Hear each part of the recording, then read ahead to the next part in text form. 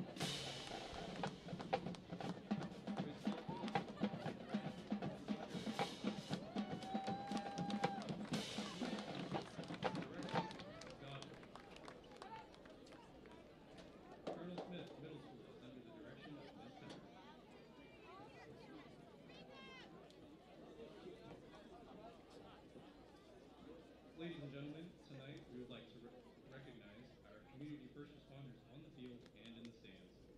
We appreciate we appreciate their sacrifices that they make every day on our behalf.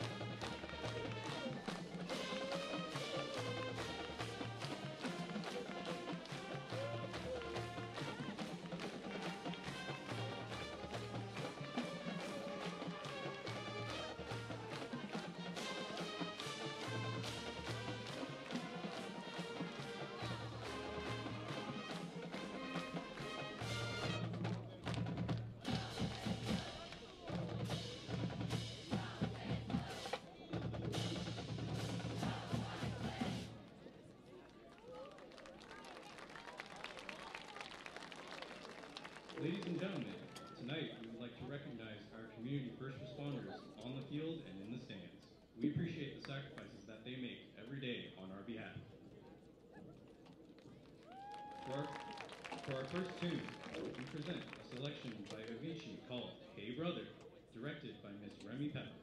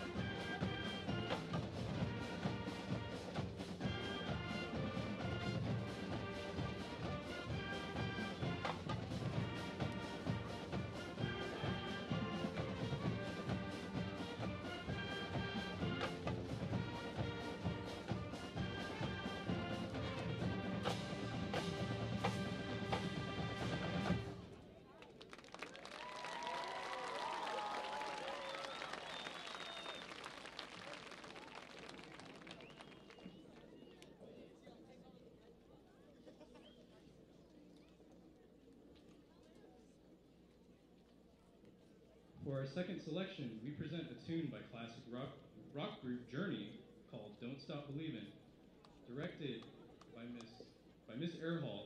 Please sing along if you know the words.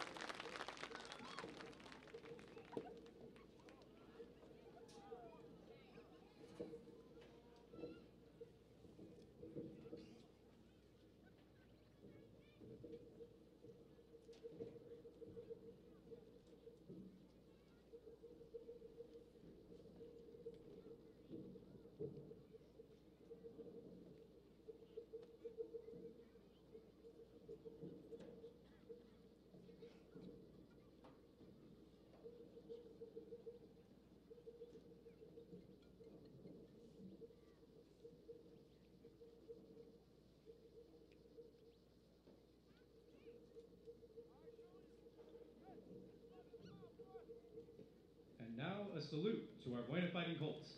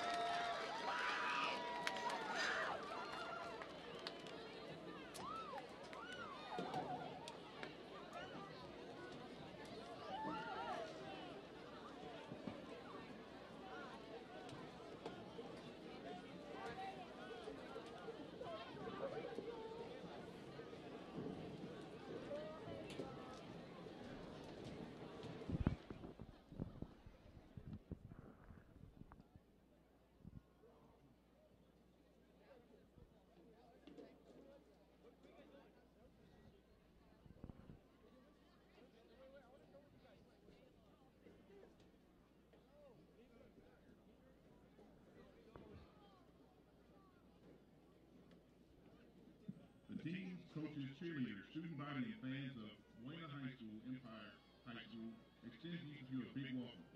We are pleased that you could be here tonight as our guests.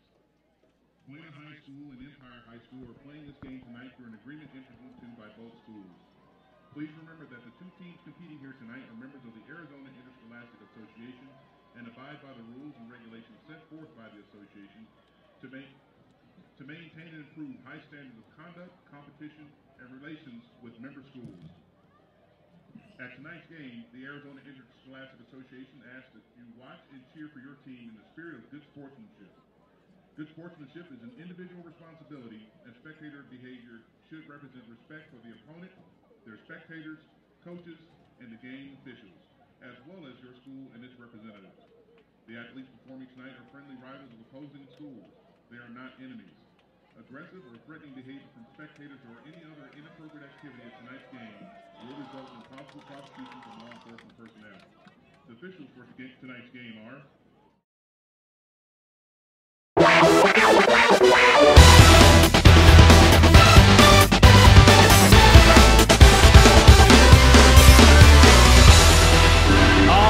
sports fans, thanks for tuning in to Cochise County Sports Network. Tonight's live broadcast brought to you in part by Lolly Automotive Group for all your new and used car needs.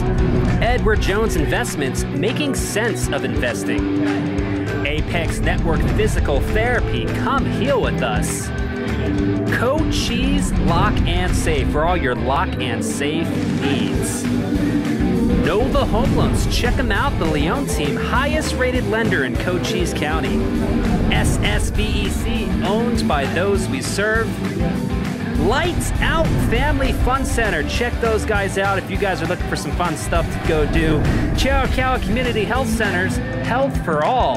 Tonight we've got the Buena Colts taking on the Empire Ravens, live and in full HD, only on Cochise County Sports Network.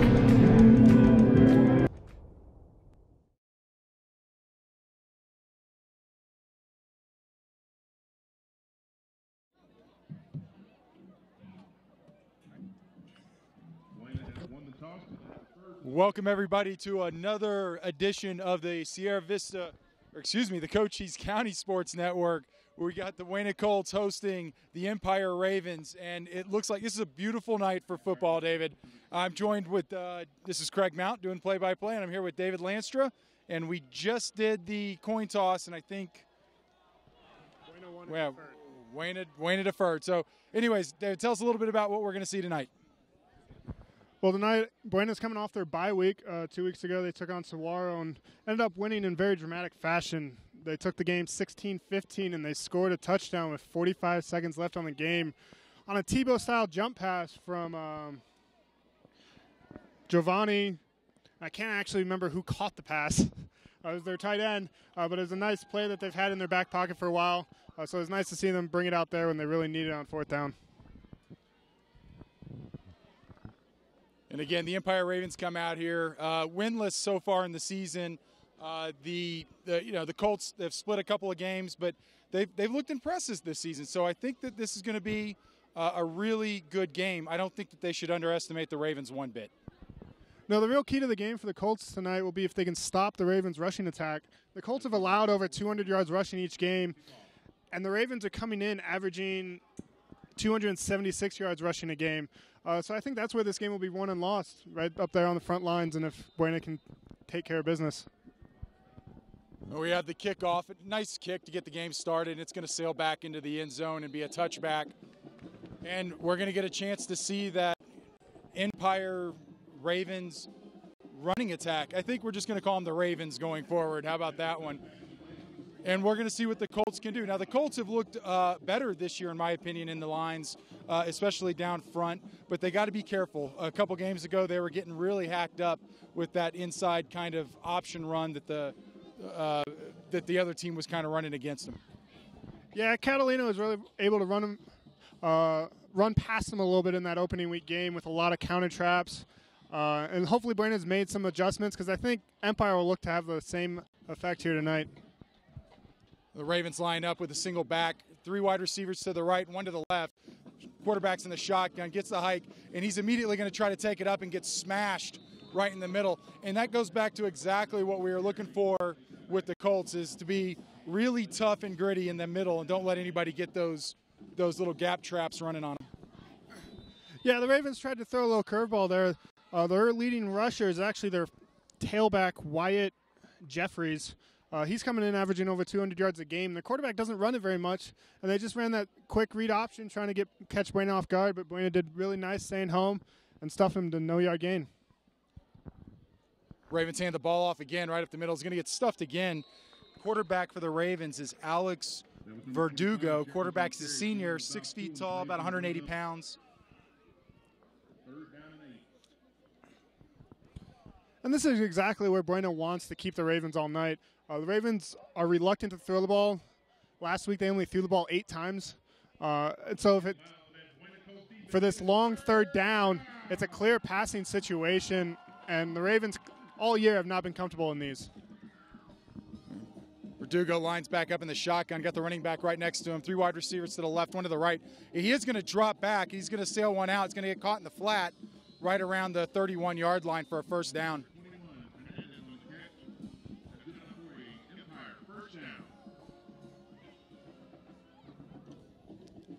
So just like that, the Ravens come out and actually get a pass out. Ravens lining back up the exact same formation, 3 wide receivers to the right, 1 to the left.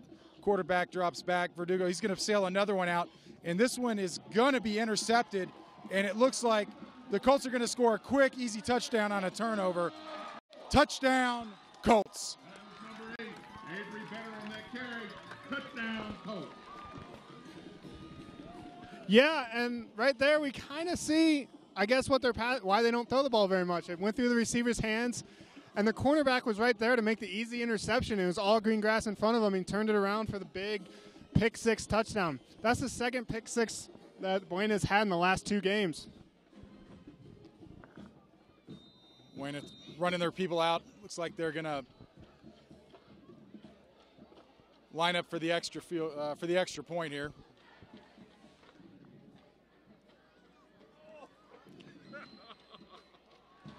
That was number 5, Caleb Bryan. That was a bit of a trick play there, David. Even caught me by surprise.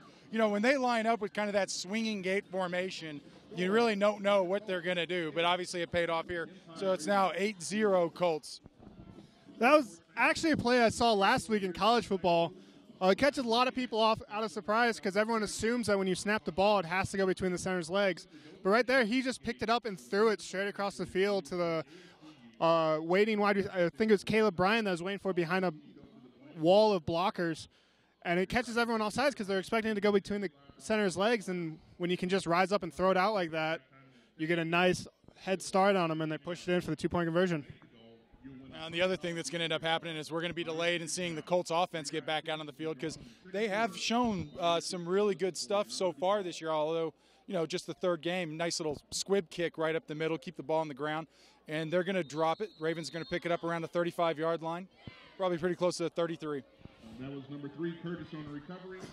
Yeah, Buena's had a little bit of issues with kickoff coverage the first 2 games. And so the first one they put in the end zone, then this one they script forward. They're just trying to limit those big open field plays as much as possible.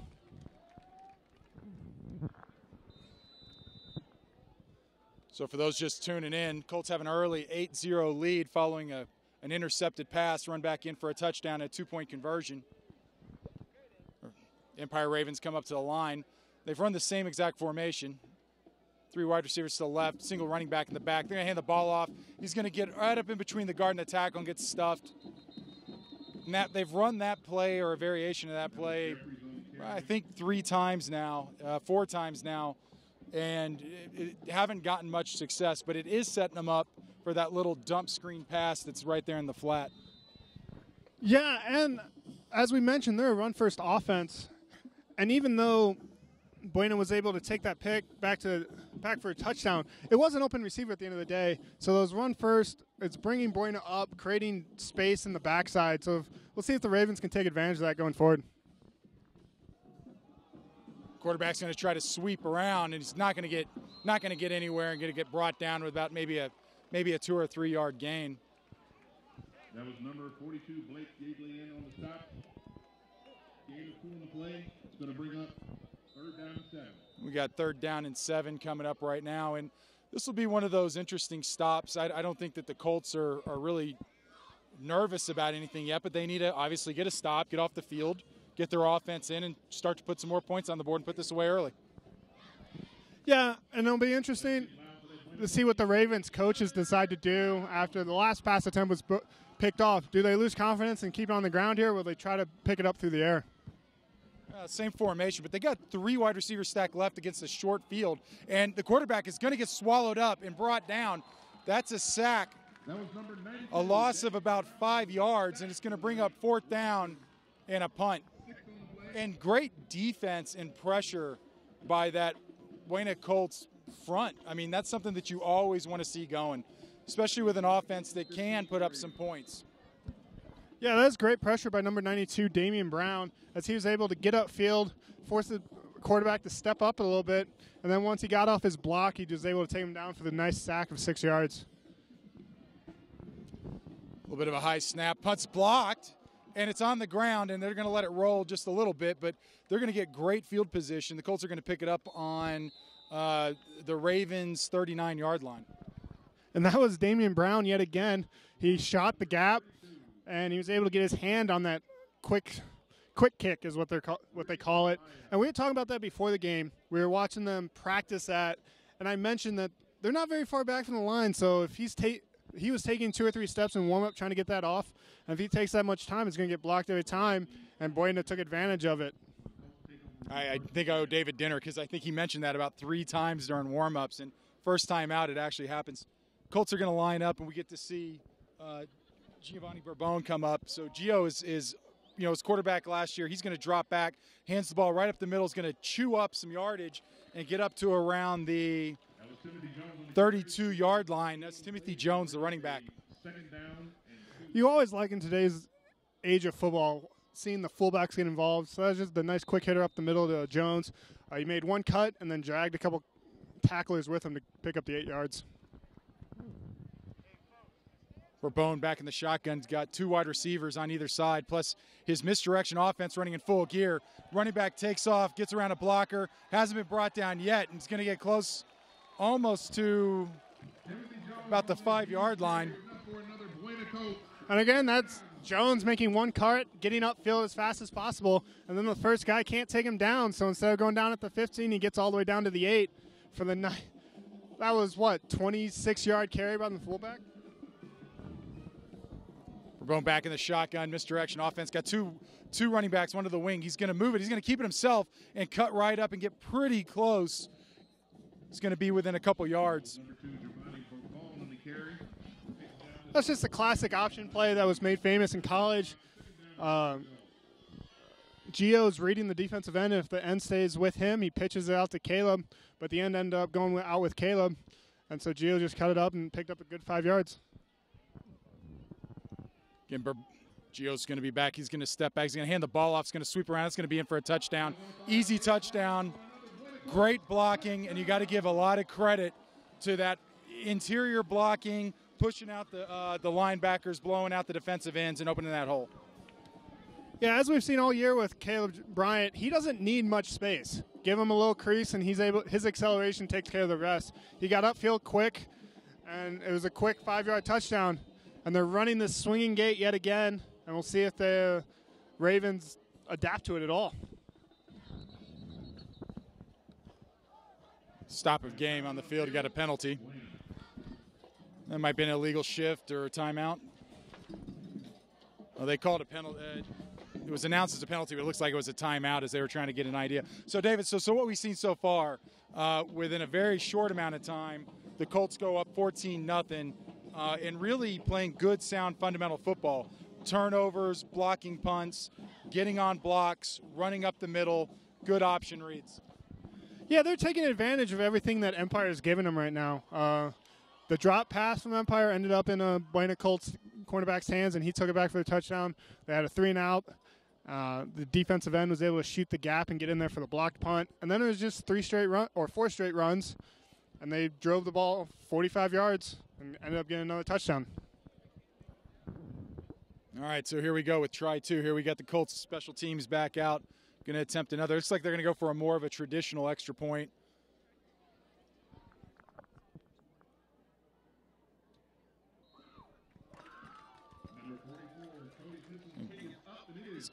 The kicker, Cody Blitzen, putting another one up in there, so that's a point. So 15-0 early on in the first quarter, 7 minutes left. Buena Colts up over the Empire Ravens, and so far has been a very quick one-sided game. Yeah, this is something that Buena's been looking for all year. Both games so far have been very hard-fought and close, but Buena's made some self-imposed mistakes that have really kept those games closer than they should have been. So right now they're playing flawless football, and we'll see if they can keep it up the rest of the game.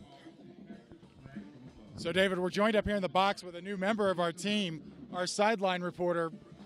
Brett, do you want to say anything while you're up here teasing us a little bit for our – Brett's not going to say anything, folks. Anyway, so we're going to get ready, kind of get some composure going. But 7 minutes left. Colts with the kickoff. A nice, good kick, and we got whistles on the field. Offsides, Colts. While we have this little break in the action, we'd just like to remind you, if you're watching out there on Facebook, hit that like button, hit that share button, get it out there to all your friends and family, show the support for the Buena Colts. If you're watching us on YouTube, hit that subscribe button, hit the bell notification. You'll get emailed every time we go live, and you won't miss a Colts game going forward. Yeah, and we absolutely can't stress enough, the exposure and the attention to the program and to the local high school and the local education system. All of this is something that the Cochise County Sports Network can put on, but it really needs your help. So if you're out there watching, go ahead, support the student athletes that are out here. In turn, support the high school, support your local education efforts. We got the band out here singing happy birthday to some people, so it's always fun to watch the band. And we got to remember, this is a football game, but it's student athletes out here playing. The kick is up, but the esprit de corps is something that you can't replicate too many places. Ravens player is going to bring it up. He's going to get swallowed right around the 22-yard line. Good coverage, nice good kick, and they got down there and got him. Yeah, even after the 5-yard penalty, the Buena kicker was able to get it all the way to the goal line. Their coverage team kept in their lanes, closed everything down, and it's going to put the Ravens in not great starting field position. Those turning in about 7 minutes and 4 seconds into the first quarter, 15-0 Ravens. 15-0 Colts. I apologize, but the Ravens have the ball, first down. They'll line up. They got 3 wide receivers to the right, 1 to the left. Quarterback's in the shotgun. He's just going to hand that ball up. He's going to get swallowed again. There's not much variation in that Ravens offense whatsoever. They've used the same formation every single time and run the same kind of handoff, just draw right up the middle. I honestly wasn't expecting this. We only get a preview of the game through the stats that are provided by Max Sports. And looking at the stats, I thought the Ravens would come out in a more traditional offense, I formation, wishbone formation. Seeing them in shotgun like this, it's kind of surprising with how prolific the rushing attack has been for the first 2 games. And then running back's going to go right up the middle again. He's going to chip away, kind of stumble into about 4 or 5 yards there. But again, it's the same offensive package that's showing up. Now, the one thing that and us too, but the Colts cannot get ahead of themselves is they've already, fell victim to 1 successful pass. And so if they kind of keep getting lured into this, who knows? 3 wide receivers to the left, 1 to the right. Running back lined right up next to the quarterback who's in the shotgun. They're going to hand that ball off, run right up the middle again, get nowhere, get stuffed, probably lose a yard. The quarterback actually kept it there on the read option, and no option was good at that point. Buena's nose tackle got in there quick and ended up tackling both the running back and the quarterback at the same time.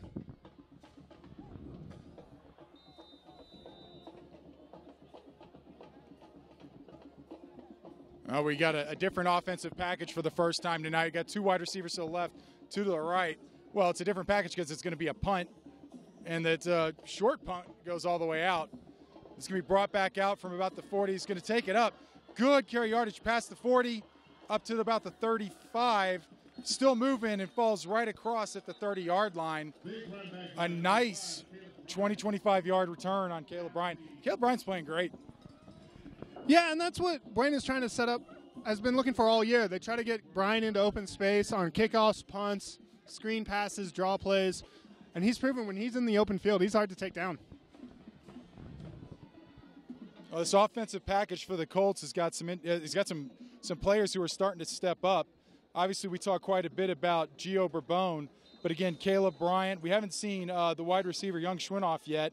Mendrell Garrett, Timothy Jones. This is going to be just kind of a sweep around to the left side. He's going to keep on moving. That's going to be enough for a first down, I believe. It's away from us, so we'll see where the spot is. But the Colts offense does have some pretty prolific players on it. Yeah, and that was just a simple sweep play, and it looked like the Ravens had that bottled up, but Jacob Murphy was able to get outside of the end on containment, and then he just used his speed around the corner and pick up 9 yards. That looks second and short inches right now. Misdirection offense back in, and Gio's going to option the ball off to the right, and that's going to keep going. That's a first down to the 10-yard line. That's going to be another touchdown. Jacob Murphy. And another Colts touchdown against this Ravens defense. And what are we looking at? 21-0 at this point. And lining back up for the swinging gate special teams package for the extra point.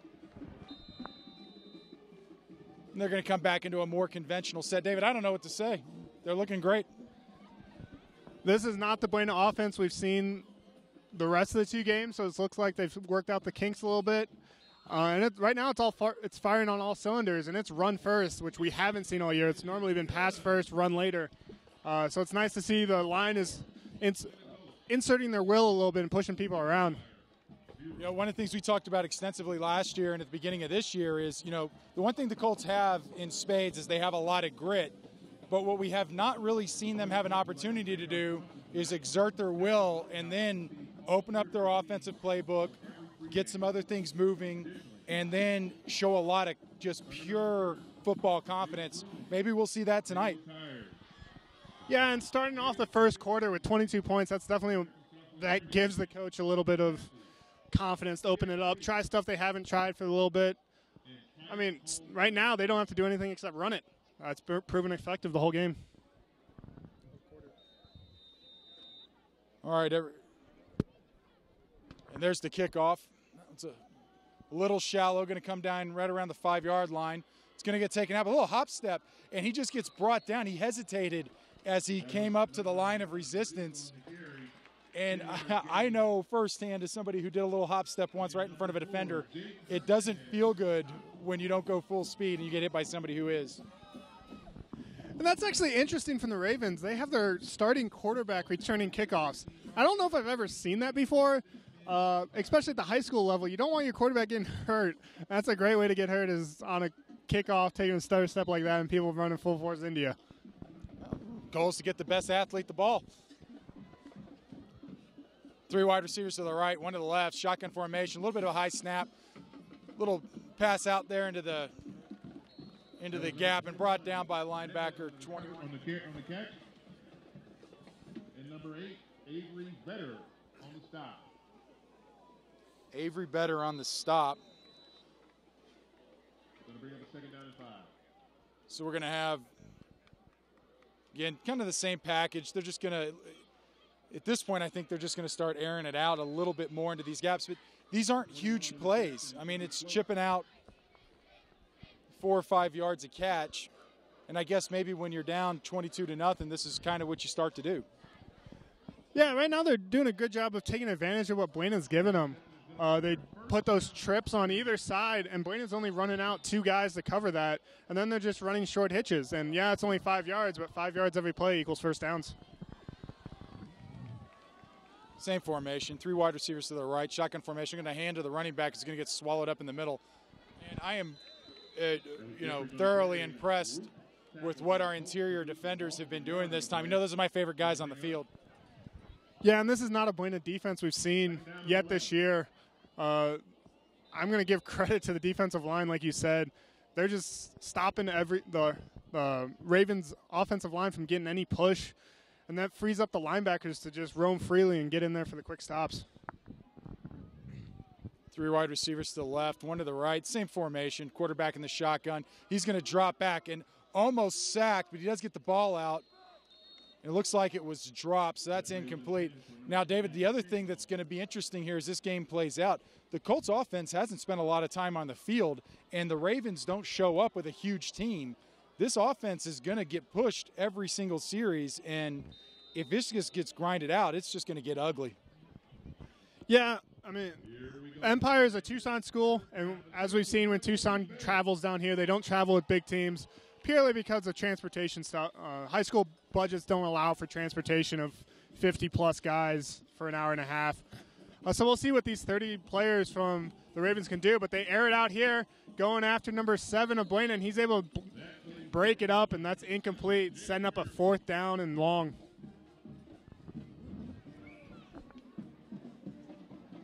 Well, then I guess, 3 minutes left, 3 minutes, 11 seconds left, 20. You look over here at the scoreboard, 22-0 Colts, 4th down. And, David, we're going to have to figure out what we're going to talk about for the rest of the game if this continues on the way it is. They're on pace to put 100 points up on the board. Well, I mean, the thing about that for the Colts is it'll be nice to see a couple of the younger underclassmen get in there. We'll learn the future of the Colts pretty quickly in tonight's game. Oh, we got a little John down here on the bottom of the field. You don't like to see that, especially at the high school level. And Coach Thomas is letting them hear it a little bit, saying get off the field. And that's good to see the coach taking care of that quick.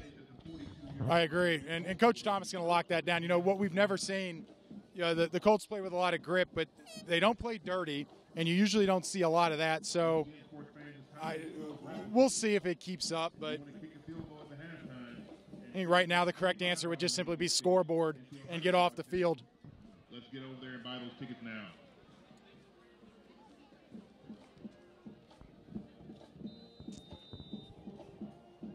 Colts out on the field. You got 2 wide receivers to the left, to the right. Single running back there. Gio's in the shotgun. He's going to do a quick screen that is picked up. That was number 9 on the reception, Mandrell Garrett. Mandrell Garrett, one of the young players we talked about earlier. It's great, great little wide receiver. Also, Bryant typically gets some passes, and we also Schwinoff. Schwinoff's looked great too.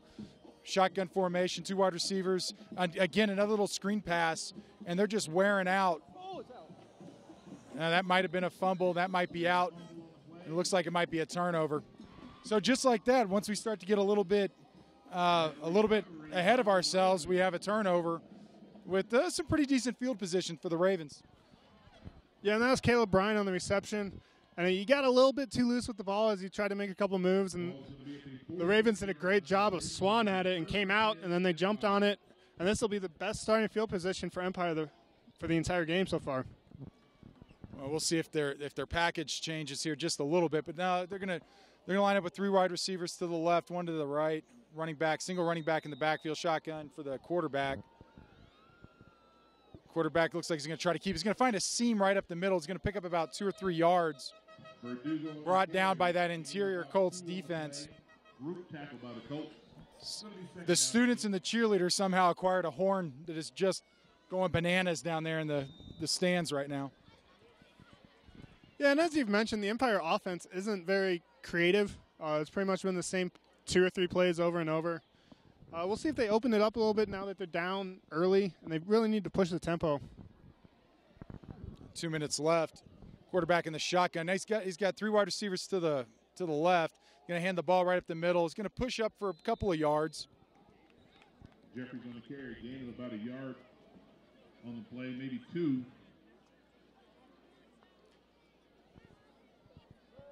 Going to bring up 3rd down and 6 for the Ravens. Yeah, really, the Ravens' rushing attack really hasn't been able to get going at all. I want to see if they open it up a little bit, test these corners for Bueno a little bit. They've found some openings on the backside, and so see if they take advantage of that here on this 3rd and 6. Ravens back up to the line of scrimmage, shotgun formation, 3 wide receivers to the right, wide receiver to the left. Bueno sends everybody. Quarterback is hit. Ball is caught, though. It's going to bring it down around the 30-yard line. Call that around the 31, 32. Good pass. Quarterback stayed in the pocket, took the hit, got the ball out. And it was actually good coverage by the Colts. It's just a good catch. Yeah, it looked like they were running man-to-man out here on the outside. It was just a skinny post from the Ravens receiver, and he was able to shield off the defender. And Bueno actually got lucky that Caleb Bryant got his hands on his shoelaces, or that could have gone for a touchdown. A minute left in the first quarter. Ravens coming up to the line of scrimmage. Colts lining up in a typical kind of a 4-3 defense, a little bit modified. Shotgun. Going to hand that ball up the middle. Going to get brought down again. Again, that interior Colts defense playing with a lot of pride, a lot of tenacity, maybe a little bit of meanness. No game on play. And I guarantee you all week, Coach Thomas was telling them we're not going to be beat by the run this week. The last 2 weeks, we've allowed over 200 yards to both teams. That's not happening this week, so they've really clamped down on the inside. They're putting their corners out there on islands. I mean, that's only exposed them once so far this game to that last big 25-yard pass completion. But so far, the inside of the line has been owned by the Bueno Colts. It's like a little bit of an option play. They're going to hand the ball off. I don't think it's going to get anywhere. He's going to get just mauled behind the line of scrimmage. That's going to be a loss. Now, again, David, I don't know if you're seeing what I'm seeing, but there almost looks like there's some hesitation in this Ravens offense. I actually think that last play they're trying to set something up for later in the game because that was actually their starting quarterback, number 1.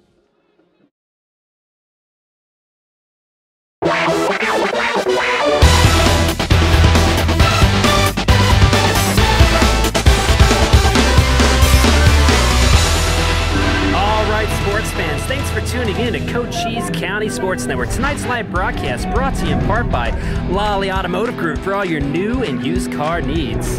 Edward Jones Investments, making sense of investing. Apex Network Physical Therapy, come heal with us. Cochise Lock and Safe for all your lock and safe needs. Nova Home Loans, check them out. The Leon team, highest rated lender in Cochise County. SSBEC, owned by those we serve. Lights Out Family Fun Center. Check those guys out if you guys are looking for some fun stuff to go do. Chiricahua Community Health Centers, Health for All. Tonight we've got the Buena Colts taking on the Empire Ravens, live and in full HD, only on Cochise County Sports Network.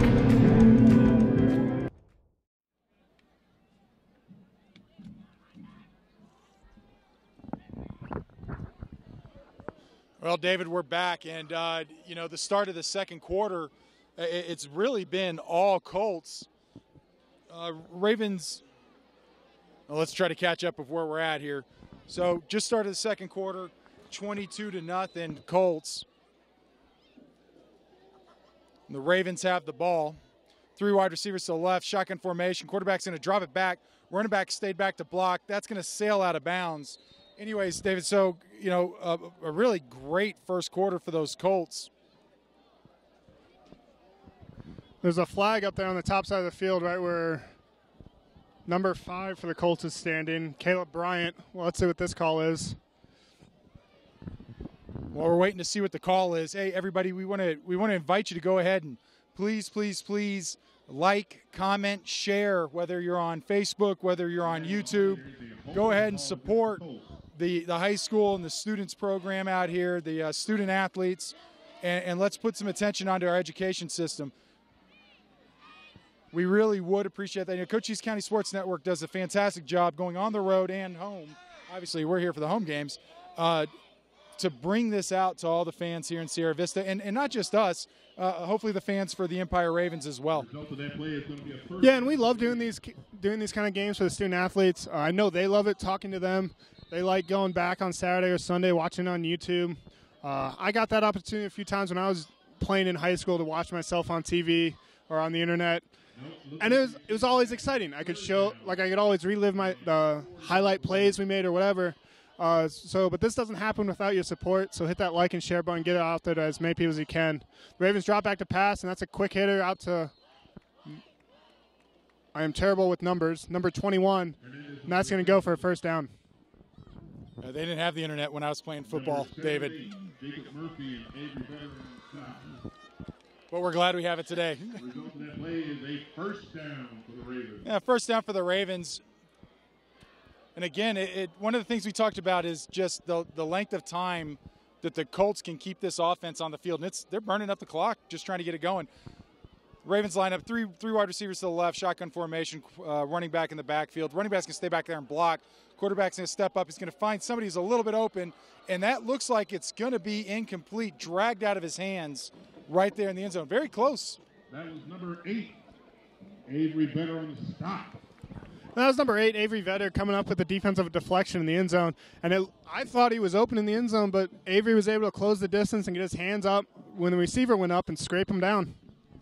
It's great tenacity. And it's always good, David, as the audience knows, you were an offensive player, you were a quarterback, so you don't know what that feels like as much. I was a defensive player, but not a very good one, so I never had that happen either. But I do know that the defenders like to get good stops. Quarterback's going to back up again. Pocket's going to collapse around him, and that one's going to get in there, and that's going to be, wait for the call, but that should be a touchdown, and it is. So the Ravens, just like that, on a quick little out route, are going to put up 6 points. And that's going to be a Ravens touchdown. 11 minutes, 16 seconds here in the second. And that was a great pass by their quarterback, number 1, Alex Verdugo. He had great touch on that corner route, put it right over the corner. He came down with it, and then the wide receiver was able to keep his balance and dive for the pylon, and he crossed it right as his knee went down. And if the Colts were going to think that this game was out of hand already and it was going to just an easy sail to finish, the Ravens have something else to say about that. The kick is up, and that is good, making the score 22-7. Score, Atlanta Colts, 22. 11 minutes, 16 seconds of the second. The Colts lead 22, but the Ravens just come back and put 7 points up on the board. Closing that gap a little bit, we're going to get to see the Colts offense back out on the field, but it took a lot of time, relatively speaking, for the Ravens to find that end zone, even with a couple minutes into the second quarter.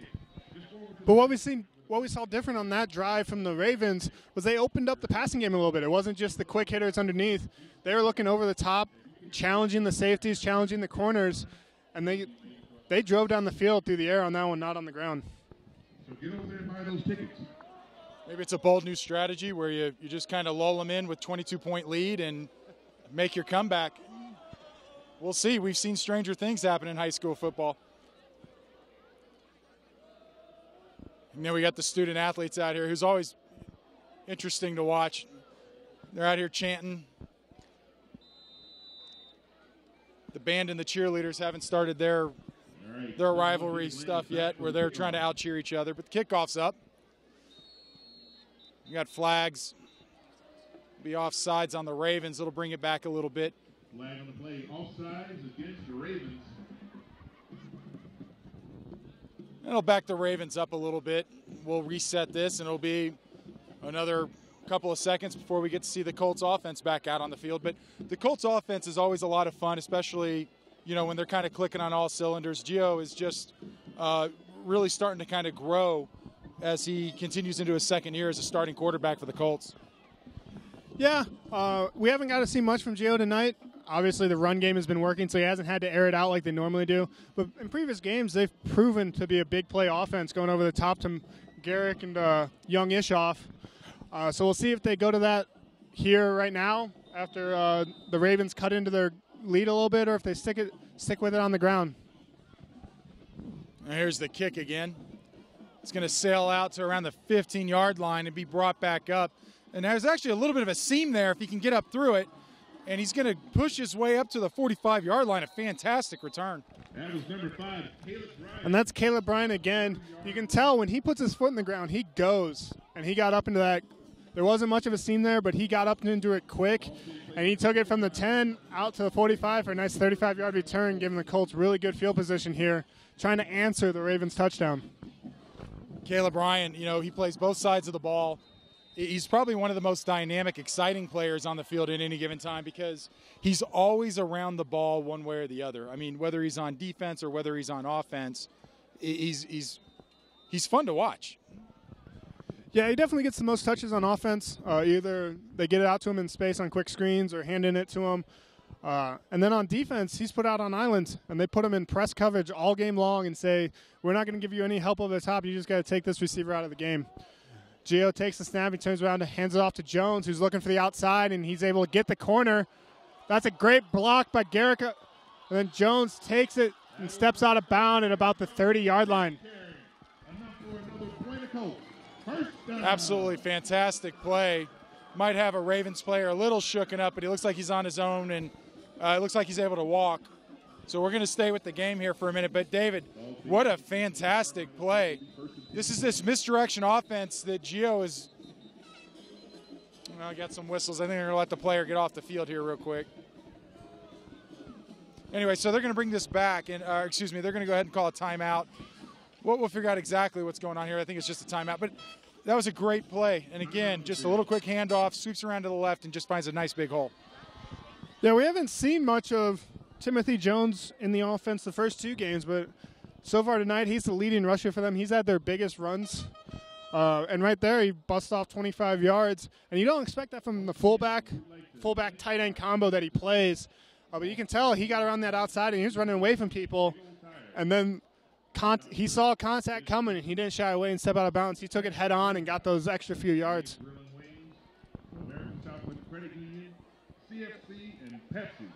Coach Thomas has got his offense ready to go. And this misdirection offense, as I call it, is a really interesting kind of setup for Gio. And what you'll see is he's in the shotgun formation. He's got two running backs kind of in a wing on either side of him. He's going to have a couple wide receivers on either side. And it allows him to kind of open up and pick. Does he want to kind of hand the ball off? Does he want to run with it? Does he want an option? Does he want to toss it? And if it's working, it really does kind of confuse. Here he's going to step back. He's going to lob the ball, a little go route, all the way out, almost underthrown a little bit, but there's a flag on the play. Might be some pass interference. We'll see, or maybe a push-off. I think they'll get the Ravens. Oh, they're talking about it. But one ref threw the flag, now the other one's talking to him. And they're waving it off. That was clean play, which I agree with. They were both fighting for the ball. They might have got him for keeping Young Ishaw from coming back to the ball, but is underthrown. And I like that call, not bailing out the quarterback on an underthrown ball. Gives both players an opportunity at it, bringing up 2nd and 10. It's always, we saw the first couple games, Young Ishaw, he's a really good receiver. He's got great hands. Bone back in the shotgun, takes it. He's going to hand the ball off right to the middle, and Timothy Jones is just going to push the pile. Typically, Timothy Jones looks like the biggest player on the field. And he's another Buena Colt that plays both sides. He plays middle linebacker for him on defense and then plays fullback tight end for him on offense. And it looks like they're rewarding him here, giving him a lot more touches tonight.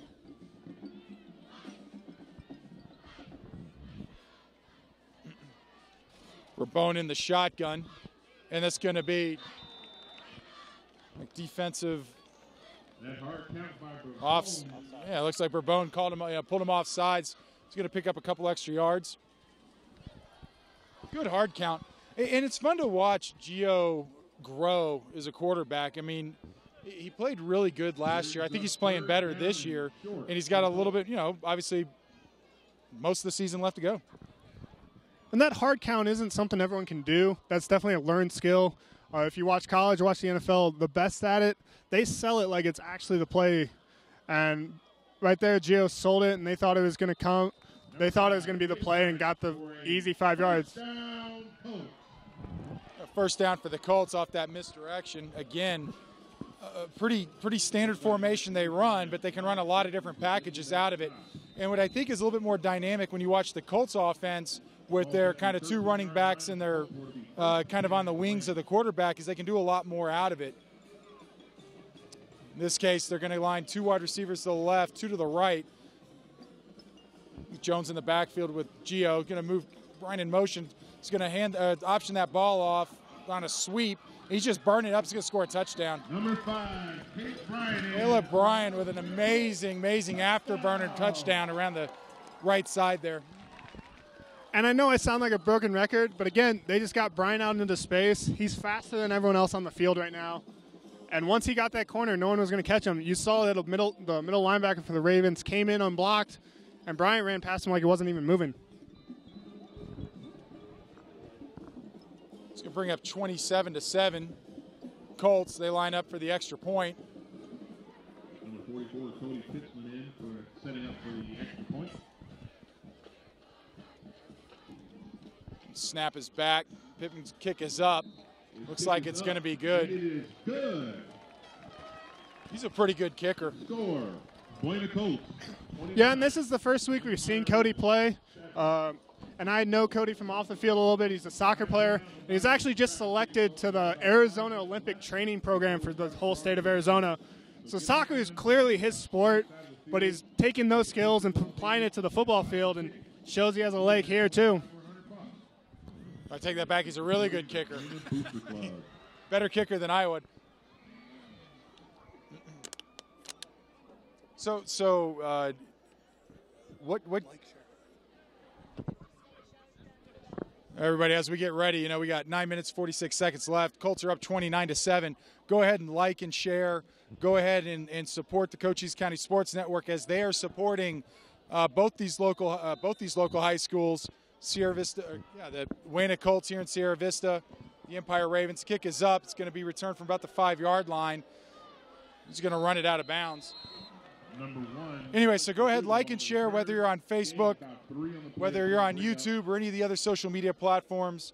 Tell your friends, and go ahead and leave a comment in the field and let us know where you're watching from. If you're watching from Sierra Vista, if you're watching from up in Tucson, or if you're from out of state, we want to know where you're from. What'd you think of that return? We talked about it earlier. Empire doesn't travel with a big team, and so their quarterback is back returning kicks. And so I think that was a clear message from their coach, like, hey, we don't want you taking any more hits than you need to. Get as many yards as you can and get out of bounds. We'll try to get our yards here on offense. The handoff. He's going to kind of try to sweep it around the left-hand side. He's going to get around the edge, and he's going to get pushed out of bounds pretty close to a first down. in that case, he was kind of hemmed up there in the center. They just got around and they hooked the defensive end, and once that happens, the outside opens up. Got to be able to keep that end closed in. Yeah, and Jones, he shot through the gap from his middle linebacker position. He just wasn't able to get there quite fast enough, and the Empire running back beat him to the corner and picked up 9 yards. Shotgun formation, going to hand the ball up right up the middle. He's going to pick up a little bit of yards. That will be a first down, about a pickup of 3. That was number 92. The cheerleaders are out seeing how many backflips they can do in a row. This young person just did about 35 of them in a row.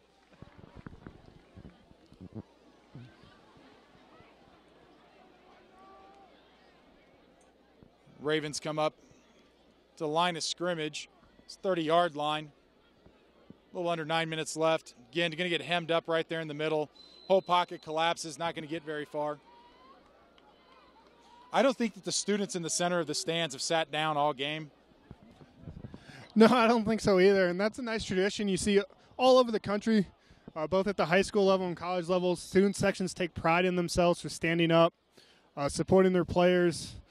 If they're standing on the sidelines, they're going to be standing in the stands as well. Yeah, a little bit more energy this week. I mean, the weather's beautiful. The team's playing great. Shotgun formation, again, going to hand it off and just get hemmed up. And I almost starting to sound like a broken record here too, David. Way to coach that defense. No gain on the play. Loss of maybe 1. I can't. One of the things as we go through the season, and again we talked about it a little bit, is just being able to support the local school any way you can to get some emphasis, not just on the football program, but the entire educational program, and really what the sporting venues bring into the school in terms of just attention. It's all good. Shotgun formation. Quarterback back to pass. He's going to lob it up. He does have an open receiver, but it's just kind of a poorly thrown ball. Receiver is open around the 50. It looked like there was a little miscommunication between the wide receiver and the quarterback there. The quarterback thought he was going to break a little bit to the outside, so he threw it more towards the numbers in the middle of the field.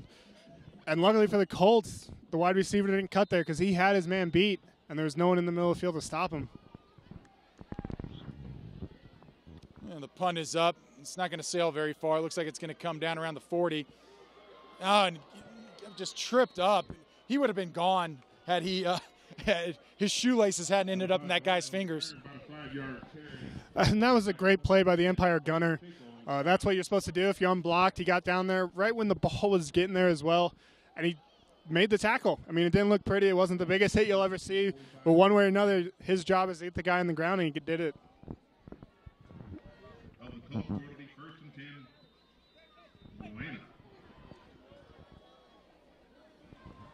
Gio brings Colts offense back out. 7 minutes, 18 seconds, 29-7.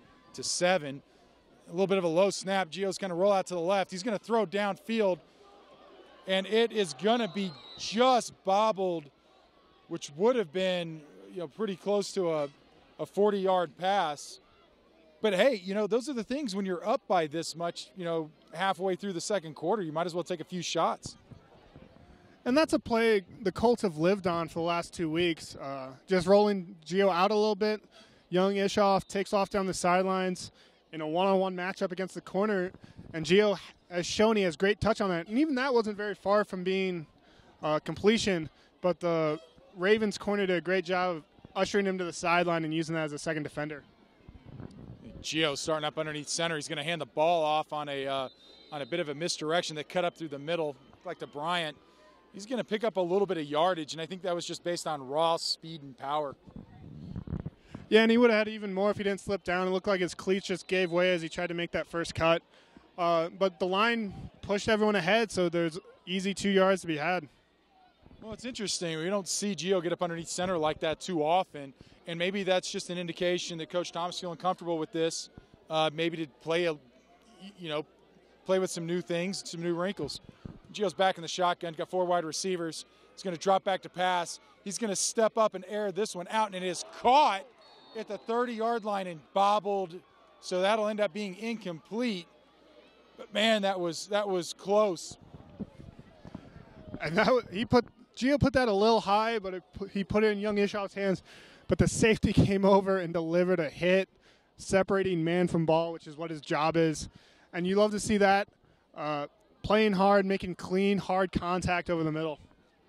And you've told, we talked quite a bit about it, but you like young Ishov. I mean, the guy's got great hands. He's a good wide receiver. And I don't think that they quite had that last year. So this year they got somebody who can go out there and go get the ball.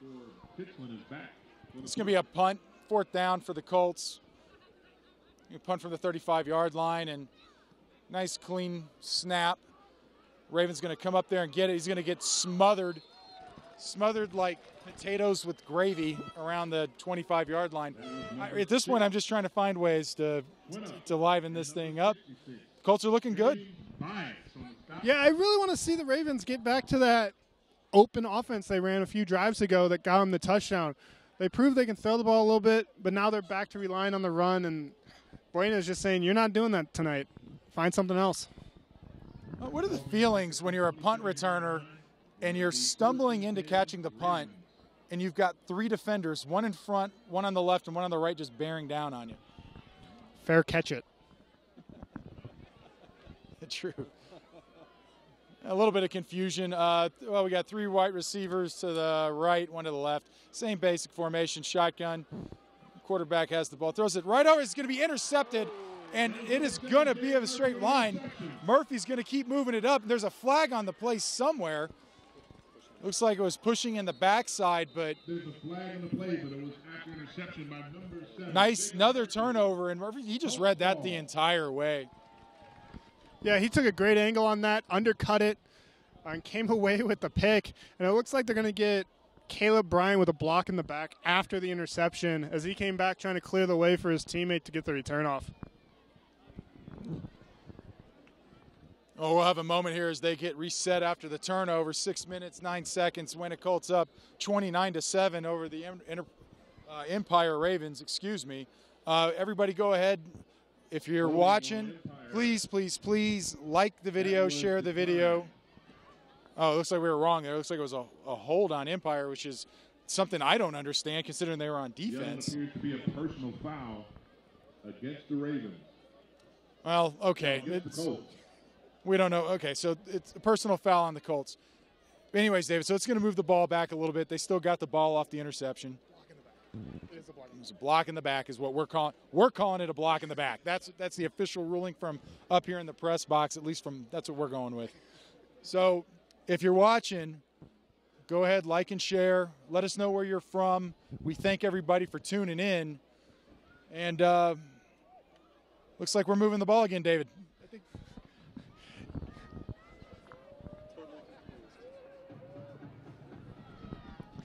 Yeah, and that interception is what we've seen all night from the Colts is anytime Empire gets any kind of momentum going their way, they had the Colts on a 3-and-out. The Colts turn around and make a big play like that interception. And right here, they hand it off to Jones again, who drags 4 people with him and then gets slammed to the ground by number 25, but not before Jones picks up 5 yards.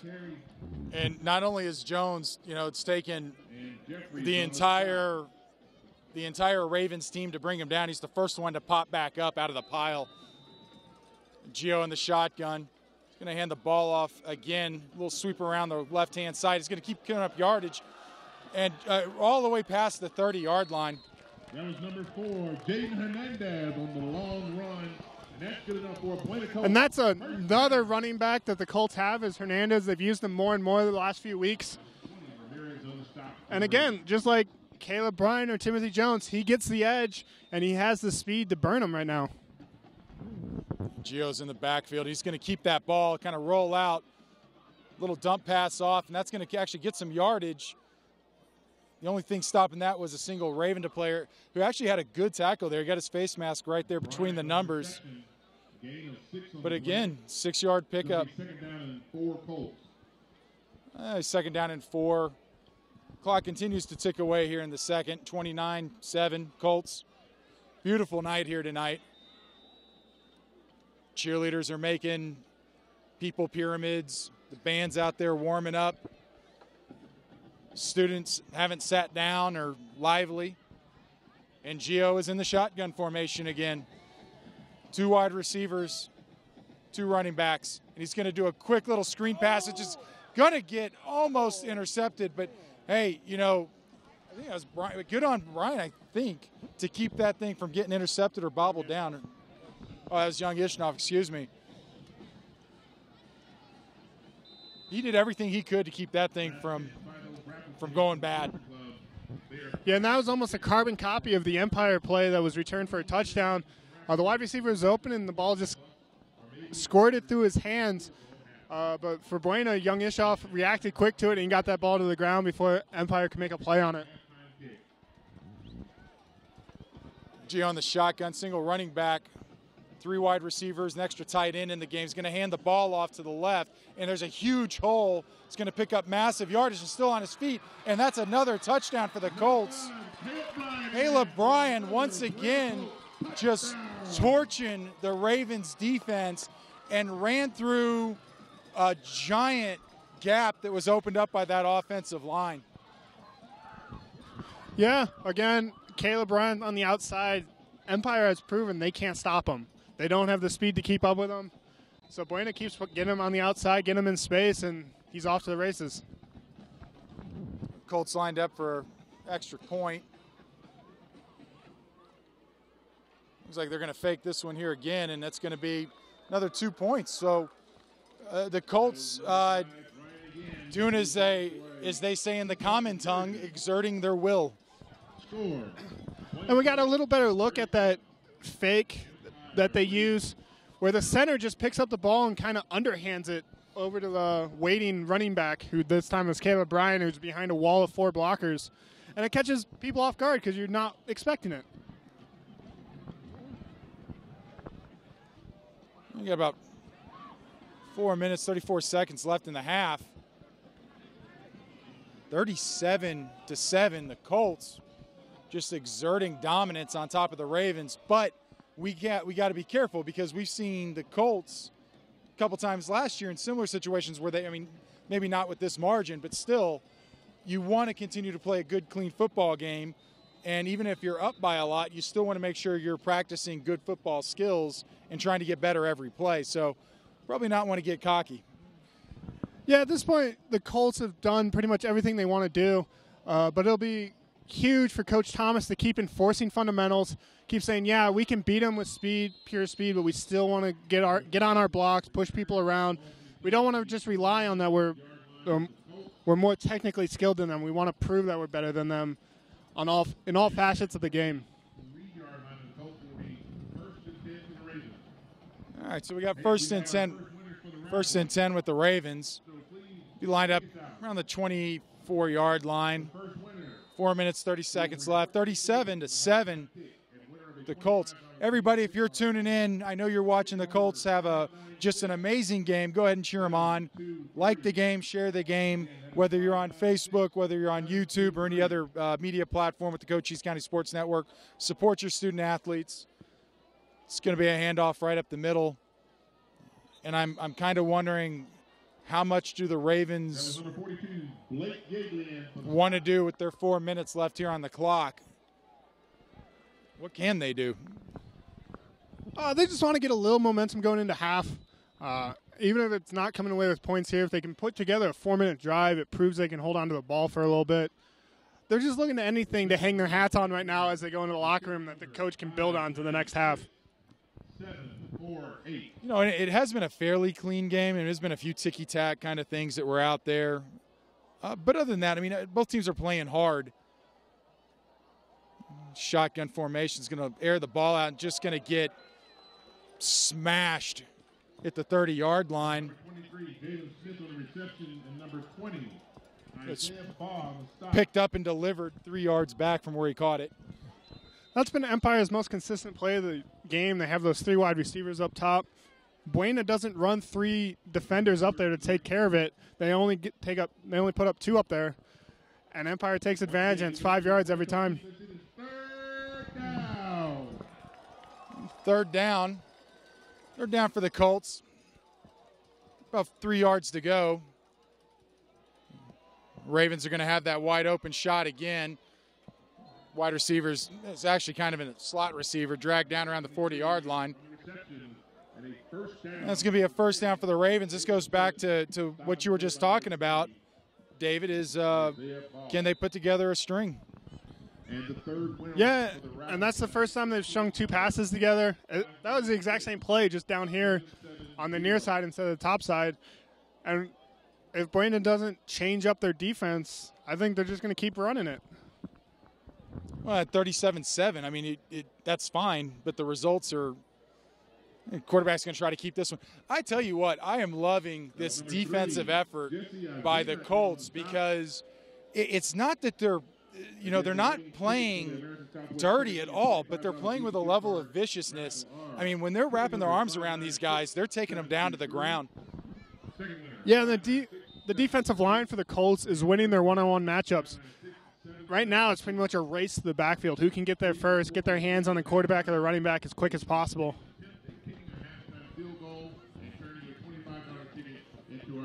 The Colts are basically lining up. They got 2 defensive tackles and 2 defensive ends. They've got, kind of this modified 4-3. But it's that front 4 that are going to get to the quarterback again. But quarterback's going to get the receiver who's just going to leg it out. And they're going to score a touchdown here with 1:45 seconds left. So a little bit of I don't want to say it was a breakdown, just a little bit of a stumble and got outrun by his assignment. Touchdown. Well, that's a play that the Ravens have been looking for all game. He's overthrown it once. He put it in a bad position once. And right there, he put it right on the numbers. And when you put a ball right on the numbers over the top and the wide receiver doesn't have to break stride, it's hard to catch him no matter what.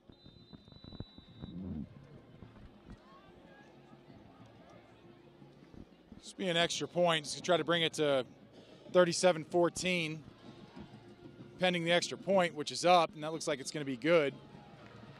So as we get close to the halftime, a couple minutes left, it's going to be 37-14 Colts. But that was a really impressive drive by the Ravens. I mean, they're not going to back down. They're going to continue to play their game, and we'll see. I mean, there's still a whole half of football left to go. Yeah, and that's what we wanted to see from the Ravens as they went into halftime. They can hang their hat on that drive as long as they can stop the Colts here. The Colts still have 2 minutes left. They're going to have a chance to run their 2-minute offense, and they've shown they can get yards in chunks. It doesn't take them long to get down the field. Well, we want to welcome our newest member to the team here, Brett Bomber. Brett, you want to say anything while we've got a moment? Yeah, I mean, it was good to see the Ravens kind of come back at the very end of the quarter here, end of the half. They're going to go out strong with a little bit of a momentum. They finally found that one-on-one coverage that they could take advantage of, and they went long and took advantage of it and put it in the end zone. So I think that should motivate them a little bit as they get ready to go in the half.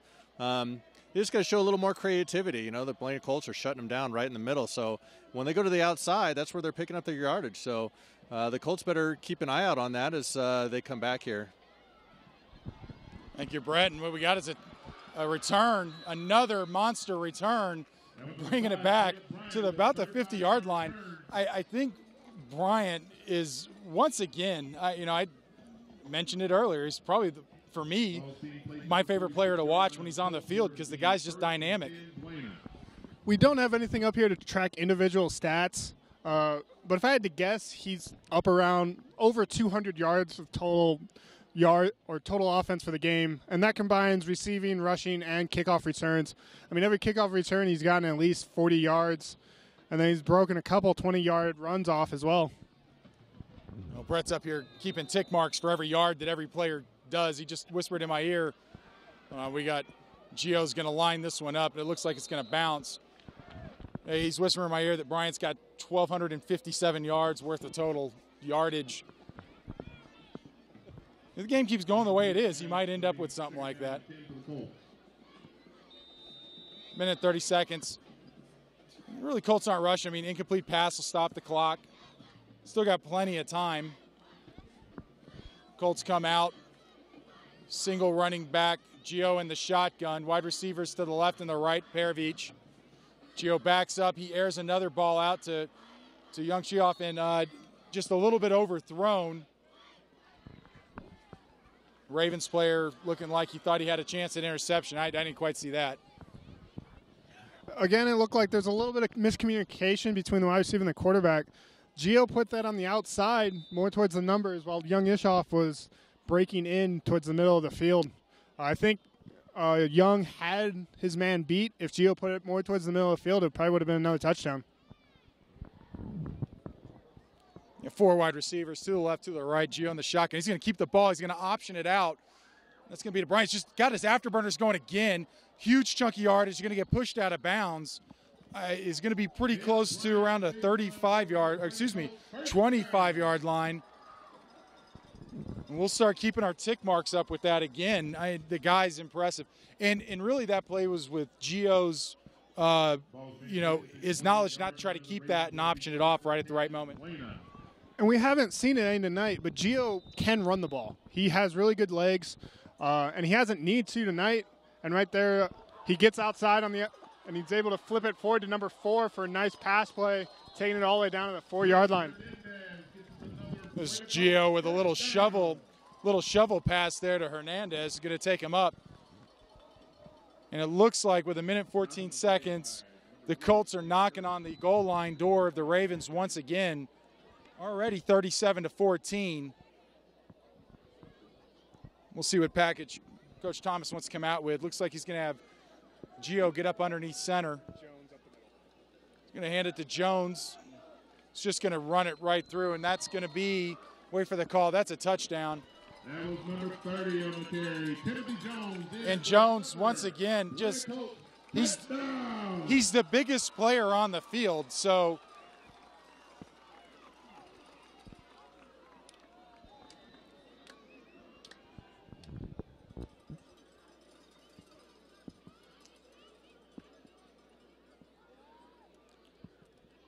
and here we go with the extra point. And that kick is up, and it's good. So, what we got in less than a minute, the Colts come back and answer with another touchdown, bringing it to 44-14. Still a minute left in the half. And before that drive, we were talking about all the confidence that Empire might have built up on their previous offensive possession, and the Colts just went out there and said, nope, we're going to take this game back under control, answer your touchdown with one of our own, push the lead back to 30 points going into half. Well, we got to see some new plays being run there. We got to see the, Gio's little option out to Bryant. We got to see the little shovel pass off to, is it Hernandez, right? Both of those picking up huge chunks. And then just the nice handoff right up the middle for Jones to power himself in. Again, just sound fundamental football that they're getting better blocks. They're pushing the people around. They're opening up holes for their speedsters. There's really not a lot the Ravens can do. Little short kick. Ravens player going to kind of crumble down around the 26, 27-yard line. I think the kickoffs are the most fun to watch for me with the Ravens so far. It's definitely been unique on both sides, both when they're returning and kicking off. As we mentioned, this is the first team I've seen at any level that puts their quarterback back returning kicks. And then on the kickoff side, they have a defensive tackle taking kickoffs for him, and he's proven he has the leg to do it. He's putting most of them down towards the goal line. And that's just not – they're breaking the mold in every facet of the game. Indeed they are. A little short pass out there into the flats is going to, pick up about 7-8 yards. And they got a hurry-up offense kind of moving around, but it's going to be the same package. So one wide receiver to the left, 3 to the right, single running back, shotgun formation, quarterback drops back, and it's almost intercepted again. Just read perfectly, and, hey, good effort. Yeah, that was Jones coming away from his linebacker position. He's sick and tired of seeing that short underneath route that they've been running all game, and he's like, I'm going to flow out there right at the snap of the ball, and he did. Got himself in position. Unfortunately, couldn't come away with it, or he would have had himself a defensive touchdown. Well, it's 3rd down, and if the Colts get a stop here, a little screen pass, that's going to pick up the first and bring him out. and a nice solid hit. There's a flag on the flag. Don't tell me that's a penalty, because that was a nice clean hit, unless it was completely out of bounds, which you can't see from our vantage point, but pending the call. You could definitely hear the hit up here. Sounded like one of the, when you roll up a wet towel and give somebody a quick snap with it. It looks like they are calling targeting, helmet-to-helmet targeting from the Buena Colts player, and that'll be a 15-yard penalty. And all of a sudden, Empire's in Buena territory on the 45-yard line. 15-yard penalty is going to put the. Well, we don't have a good vantage point, so I mean we can't see everything that referee or that line umpire can see. So we'll give him the benefit of the doubt here, but hopefully, with only 20 seconds left in the half, you don't want to see anybody get hurt. And that's just a play at all levels, from Pee Wee up to the NFL, that they're trying to get out of the game. They want players to get away from using their helmets for contact, even if it is incidental contact like that appeared to be. Helmets are there for protection. They're not there to make contact with anything else. And so if it was truly helmet-to-helmet, I can understand where the call comes from, and I respect it as someone who's gone through concussion protocol a few times. That's just a hit that they're trying to get out of the game at every level. Ravens back in the shotgun. 3 wide receivers off to the right. Quarterback drops back again, hits the same wide receiver coming across the middle. Good tackle. Stops him right around the 39, 40-yard line. That's Hernandez again. Hernandez is going to get his name called a lot tonight, I think. He's playing some, offense and defense both. So maybe Coach Thomas just getting some of his better athletes out, playing with some speed. Yeah, and Empire's going to take the time out here. They're on Buena's 40-yard line going in. Again, just trying to come away with something positive before the half. I'm not sure what the Empire's kicker's max range is, but if they get down to the 25, they can at least look at it for a chance at a field goal. I guarantee you his range is better than mine, probably better than yours. We'll see. We don't know. Maybe they air it out. Everybody, if you're watching the game, I know we're coming up on halftime, but go ahead and stay tuned, because the Buena Band's going to come out here, and we're going to go live. We're going to stay live with that, and we want you to watch the band as well. They're just as important as the football team, just as important as the students that are out here supporting everything. You have the cheerleaders, the parents. It's one big community event. So go ahead, like it, share it, tell all your friends that the band is coming out. And I believe it's homecoming this week, correct? Oh, we don't know. We're going to find out. We don't know what's going on. But we know that the band will be up, because they're lined up here on the getting ready. So it's still 3rd down. Ravens line up. Crowd comes alive. And going to air it out to a wide-open receiver. It's just going to come up short. It's going to bring up 4 seconds left and 4th down. Great job. I don't know about you, David, but if I'm the Ravens, I'm going for it. Yeah, and Buena just got away with making the cardinal sin of playing prevent defense and then allowing someone to get behind you. The Buena secondary better go up and thank Timothy Jones, as he got pressure on the quarterback. He didn't allow him to set his feet, and that forced the short throw. Yeah, and I almost called that, because it really did look like he was going to get there and get a sack. But, credit to the quarterback for the Ravens. I mean, the guy is a workhorse, and he's doing everything he can to keep his team competitive. And, I guess often that's the quarterback's – it's not just his job. It's kind of like the heart and soul of the team at times. Again, nothing creative. Well, nothing creative with that lineup that they were coming out in. Again, just same 3 wide receivers off to one side, single wide receiver off. They got the one running back who sits back there with the quarterback. But he has been almost always blocking, because they're having to keep the running back in the backfield to add extra protection to that quarterback.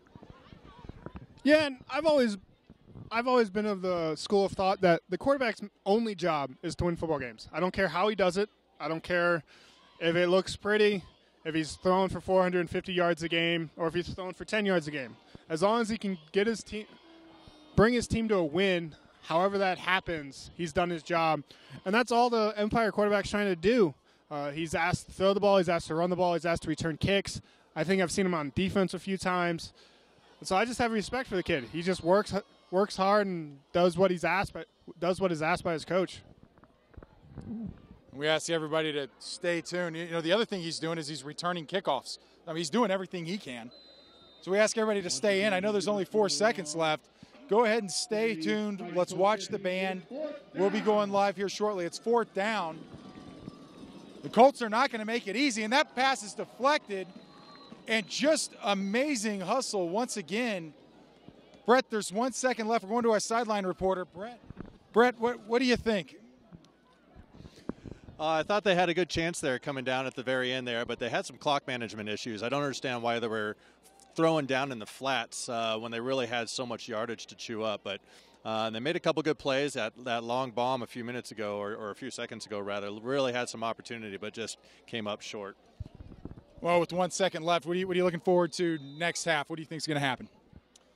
I think that they're going to capitalize. You know, they learned a little bit with that last touchdown score the Ravens did. They got to figure out how to defeat that Colts defensive line. They just can't get up the middle. On the Colts side, well, we're going to go ahead and we're going to throw it to commercial. Brett, we'll be right back after this. Everybody stay tuned to the halftime show. Levi, it's all yours.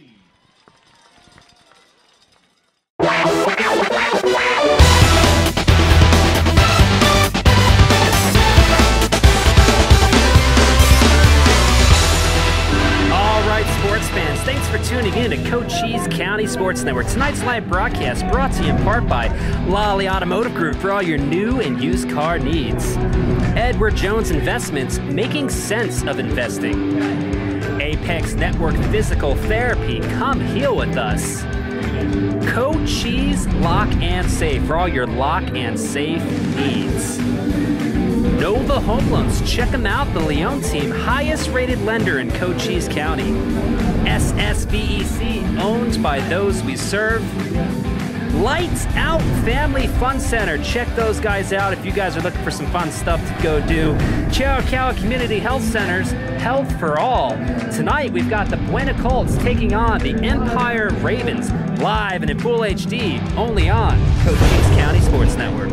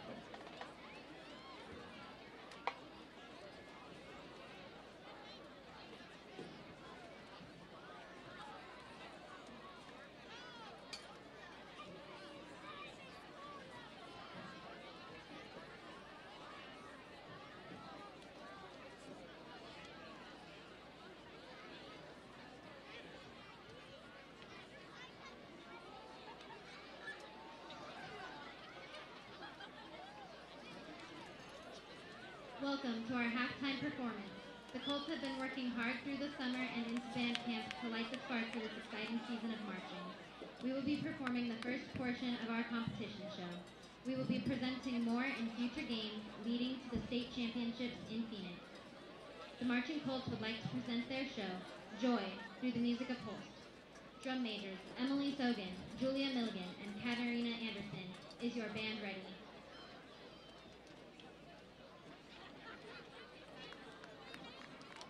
You may now take the field in halftime performance.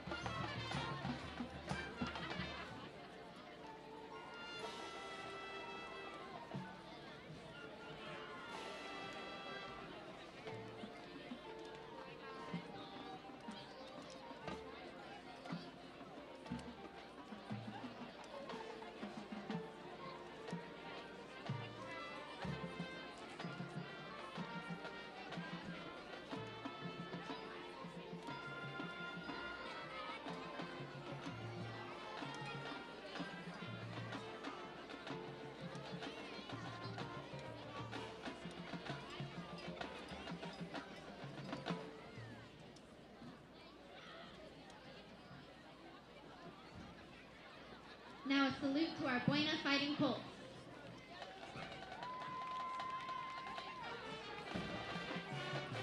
The Buena Marching Colts are under the direction of Mr. Brad Gallant. The color guard is under the direction of Katie Pinnell and Beth Hanley. Operations and logistics are under the direction of Mr. Tony Nito.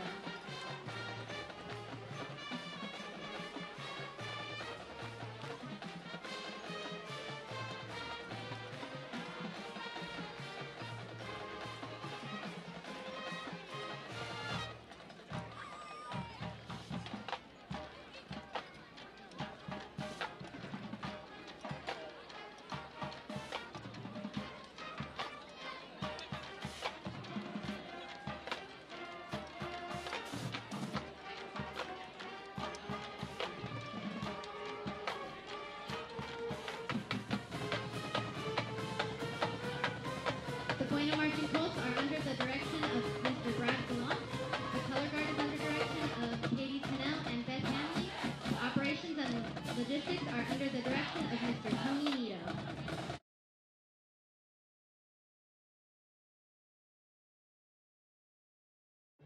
They are not superheroes, but they save people every day. Save money, that is. They are energy auditors from SSVEC, and they're helping people save money on energy and informing them about valuable incentives, 0% retrofit loans, and other programs, and saving finite resources and making our country more energy independent. Maximize your savings. Call SSVEC about our new energy audit. Hi everyone, I'm Sean Lawley from the Lawley Automotive Group. Summer's here and it's getting hot, and so are the deals at all our dealerships. Check out the great selection of Buicks, Chevrolets, GMCs, Hondas, Nissans, Hyundais, Fords, Kias, Dodge, Chrysler, Jeep, and Rams we have in stock. With some of the biggest discounts and rebates of the year, now's the time to buy your new vehicle. With over 20 lending institutions, your finance term could never be better. Shop us online at lawleycars.com or come to any one of the Lawley dealerships and see why so many people in Southern Arizona choose Lawley Motors for their next vehicle purchase. Because nobody beats a Lawley deal. Nobody.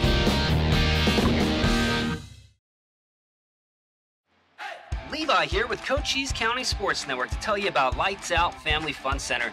If you are looking for affordable fun for the whole family where you don't have to drive to Tucson, then look no further than Lights Out. With 18 holes of indoor miniature golf, jumping castles, pool tables, dartboards, air hockey, 2 party rooms, and so much more, all under a sea of black lights.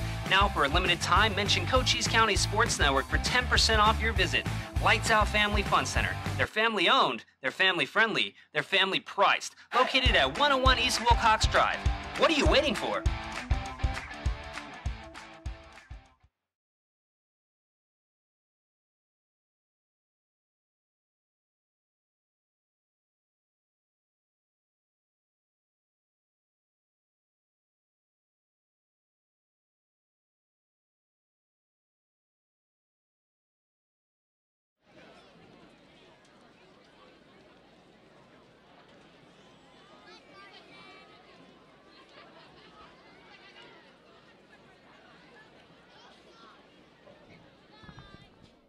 Hey, welcome back, everybody. This is Craig Mount, David Lanstra, and also Brett Balmer up here. But we're up here just really reflecting back what happened in that first half. 44-14, Wayne Colts just putting a hurting on the Empire Ravens. What do you think? Yeah, the Colts start off strong. They start out fast with that pick-6 interception, and then that leading right into the blocked punt on the next series, and they never really looked back from there.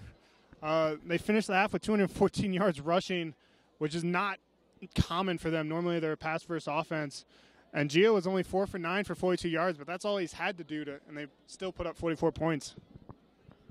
You know, David, we want to go ahead and we want to remind our listener, our watchers, our viewers, we're broadcasting live out here at the stadium.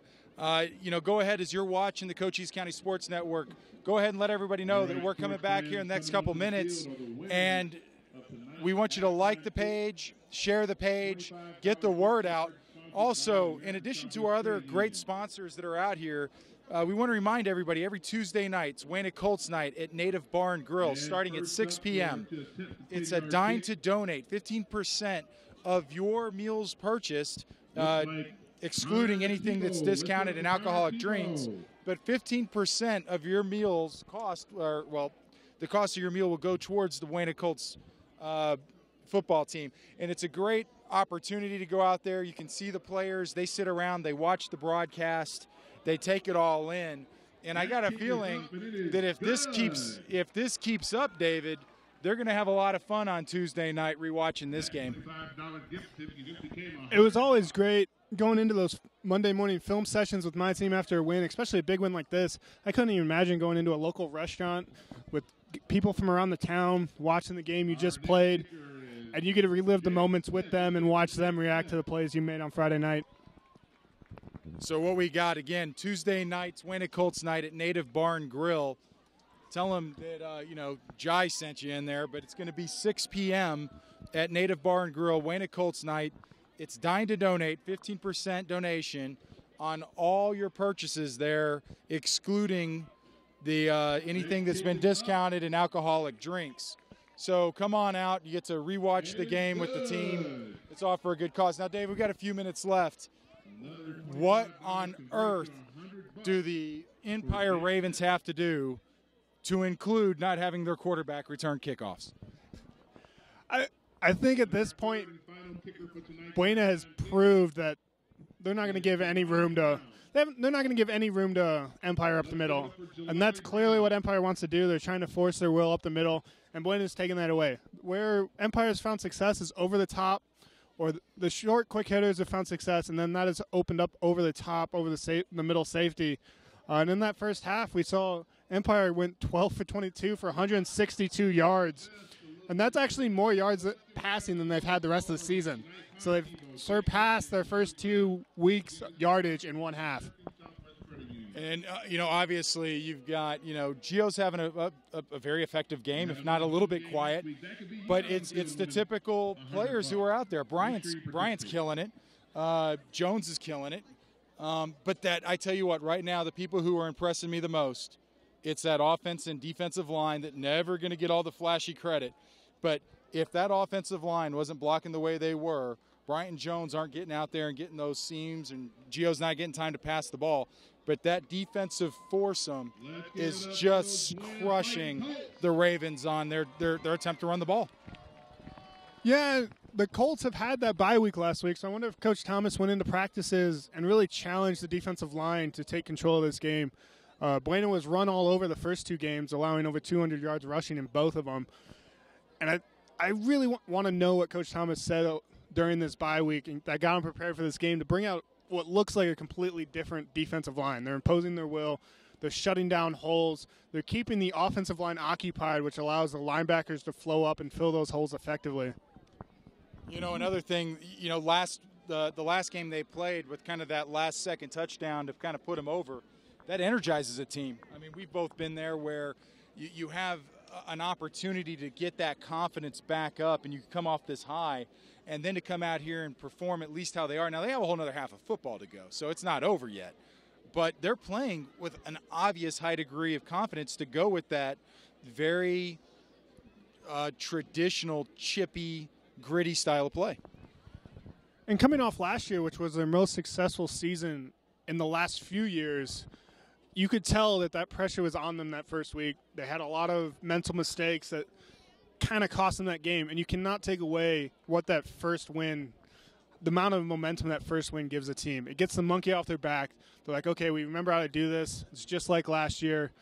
Now, hopefully we can see them get on a roll and really start opening it up against other teams. This doesn't end here tonight. It flows into next week and the weeks after that. We're going to go down to our sideline reporter, Brett.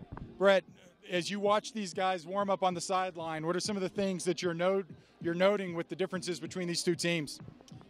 Well, I'll tell you what I've been most impressed by is the Bueno Colts defensive line. They've just been really able to shut down the middle, that run game that the Ravens have been trying to do. They need to keep that up. It's been really impressive. I don't think they're going to get spread out as they continue to go to the flats and try to spread the ball around. But as they go on the offensive, I'm going to keep looking for catching those corners, and then as the Ravens spread out their defense, try to catch that long ball. I want to see them air it out a little bit, see if they can get that passing game going a little bit more. You know, we're sitting up here in the press box. Thanks a lot, Brett. We're sitting up here in the press box, and one thing we have to remember, and this is all in good fun, and we have obviously we loved it, the fact that the players are showing a lot of respect to each other, but this Empire Ravens team was a different size school category up until this last year, so they've got some obviously a bit of growing pains that they're going to have to get into, but they're playing some things really, really well. Those little short passes, the little draws, the little outs, those things are good fundamentals to build around, and we know that they didn't show up with a huge team, but they're playing with a lot of heart. Yeah, and that's great to see from a school like this. I mean, last week they lost 42-26 to Douglas, and Douglas is already having a great year. They're 2-0 coming into this week, so that's not anything to hang their hat on, losing to Douglas, who's always a good team. And then they've had some unfortunate mistakes here tonight with the pick six and the block punt early on, but they're hanging around. They're still making plays. They're not giving up on it. You can tell. I mean, just watch the effort they give every play. And you can tell they still want it. They're trying their hardest. That's all you can ask from a high school team. So as we get back, we got about a minute left until the start of the second half. The Bueno Colts 1-1 hosting the 0-2 Empire Ravens. Current score 44-14. The Colts, they had deferred in the first half, so I believe they should be getting it back this time. So the Colts are going to start off with the ball, and it's always going to be a lot of fun. We're going to get to see what Coach Thomas wants to do with a 30-point lead. If I had to guess, this first drive of the half will be the last drive. We see Caleb Bryant, Gio, Youngish off. He'll put them in for one drive, keep their confidence going, keep the momentum going, but then he'll give some opportunities to younger guys to get some playing time and get their hits in, so to speak.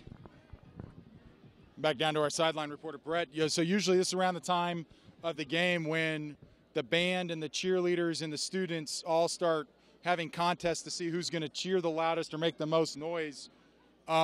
Based on what you're seeing, who do you think is going to win that? I think it's going to be Team White. It's going to be a win. They came out with the air horn a little bit earlier. I'll be honest, I'm not sad to see that thing going away, but it's been a lot of good school spirit out here. The cheerleaders are going strong. The student body section has been standing on their feet the whole time. The band's been rocking out. So, yeah, it's good to see all the support out here tonight.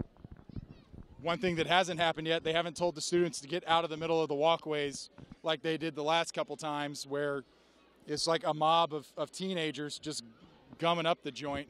But they're all having fun, and it's been a beautiful night. And we are getting ready for second half kickoff. Colts set to receive, the Ravens set to kick, and we're ready to broadcast.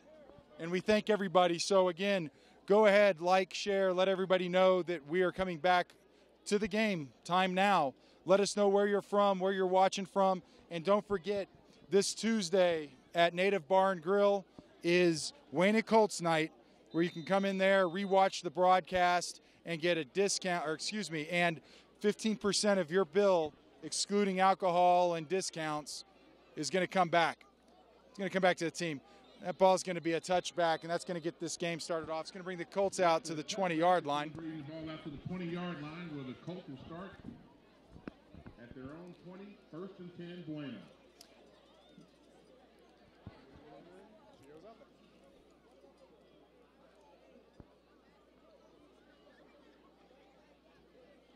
The crowd is lively tonight. That's one thing that usually there's always a lot of chatter, but there's a lot of chatter. And we also, I think what we've got is, David, correct me if I'm wrong, but the group just to the left of us down in the stands, I think those are the underclass junior varsity, freshman, sophomore, whatever football teams down there. So they're intently watching. Gio back in the shotgun, got the misdirection offense back. 2 wide receivers, 1 each side. He's going to hand the ball off. It's going to be a swoop around to the right-hand side. And Caleb just chewing up yardage. I can't tell if that was him or Hernandez. I think it was Caleb. Pretty close to a first down. I think about a pickup of 8. And again, getting around, blocking off the edge, and getting some good movement, handing the ball off to the fastest guy in the field. It's going to have a pair of wide receivers on either side, shotgun formation. Gio in the backfield, directing traffic. Listening to him and Coach Thomas exchanging a little bit of hand signals down there on get up underneath. I think Coach Thomas won that argument. And Gio's going to keep that, and he's just going to move. And you said it before, he's got some legs when he wants to get out there and run. And I couldn't tell from up here, but it actually looked like Gio dropped the snap. And then he just uses his creative ability. He picks it up quickly. He got a little lucky. It bounced straight up into his hands, and he's able to pick up 25 quick yards, pushing the Colts into Empire territory. And Coach Thomas is just coaching up a storm on the sideline right now. He's back in the shotgun. 2 wide receivers on either side. Single running back in the backfield. The play comes in. I haven't talked much about it. It looks like it's going to be a little screen pass out. Getting that out to Jones. It's going to be we got a flag on the play. Caleb Bryant with that one. Got past the 20. But there's dirty laundry out there on the field, David. I have no idea what that penalty would have been called for. Yeah, I didn't see anything that was glaring to me. It looked like it was Bryant against one-on-one with someone else out there, but maybe it was a late flag from the ref because they are calling holding, so maybe he just couldn't get it out of his pocket or something. It got lost a little bit. But that'll be a spot foul, so they'll come back 10 yards from the spot that they saw the foul. So it'll still be a first down for the Brandon Colts.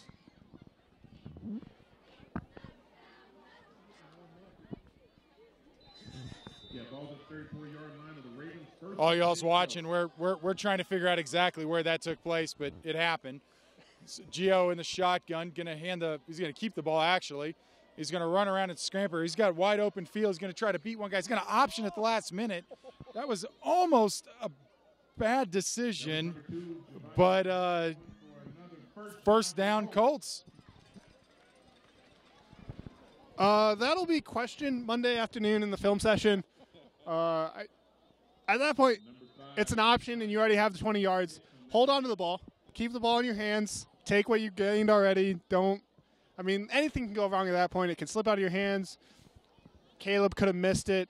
You could have accidentally thrown it forward because at that point your pitch relationship's so far off that who knows what can happen at that point.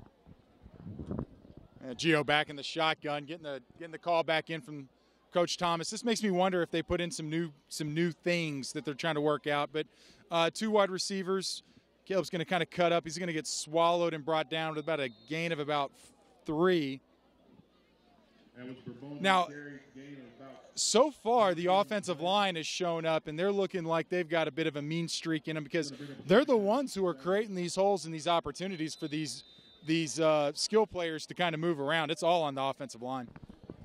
Yeah, both in the running game and the passing game. Gio hasn't been pressured at all when he does drop back to pass. So all credit goes to the offensive line here, keeping Empire really at bay for the whole first half. A little bit of a low snap. Gio's got it, backs up, floats a ball out, and that's going to be fought for and incomplete.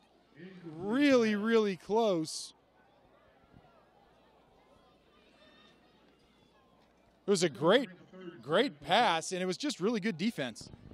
Yeah, that was great play by Trey Hernandez from the Ravens. He watched Caleb Bryant's eyes, and when his hands went up, and he was able to rip the ball away at the last second. That's what you're taught as a cornerback.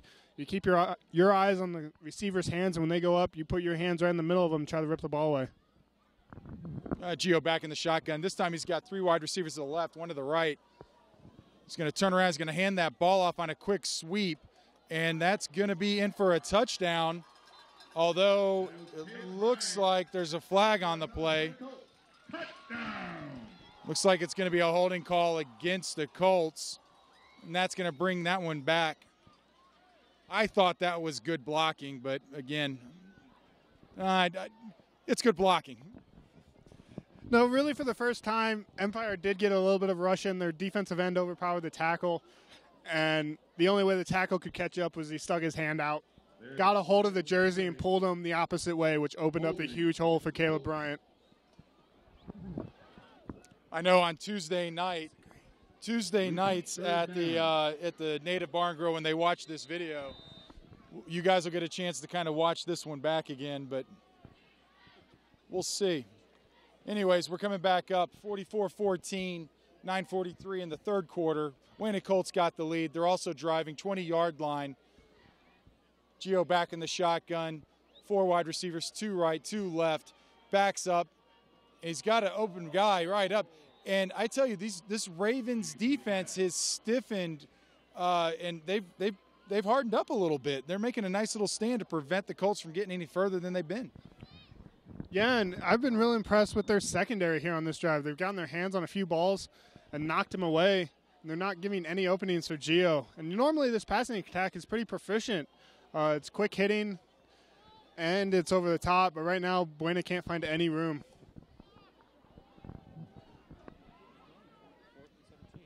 They're kicking it.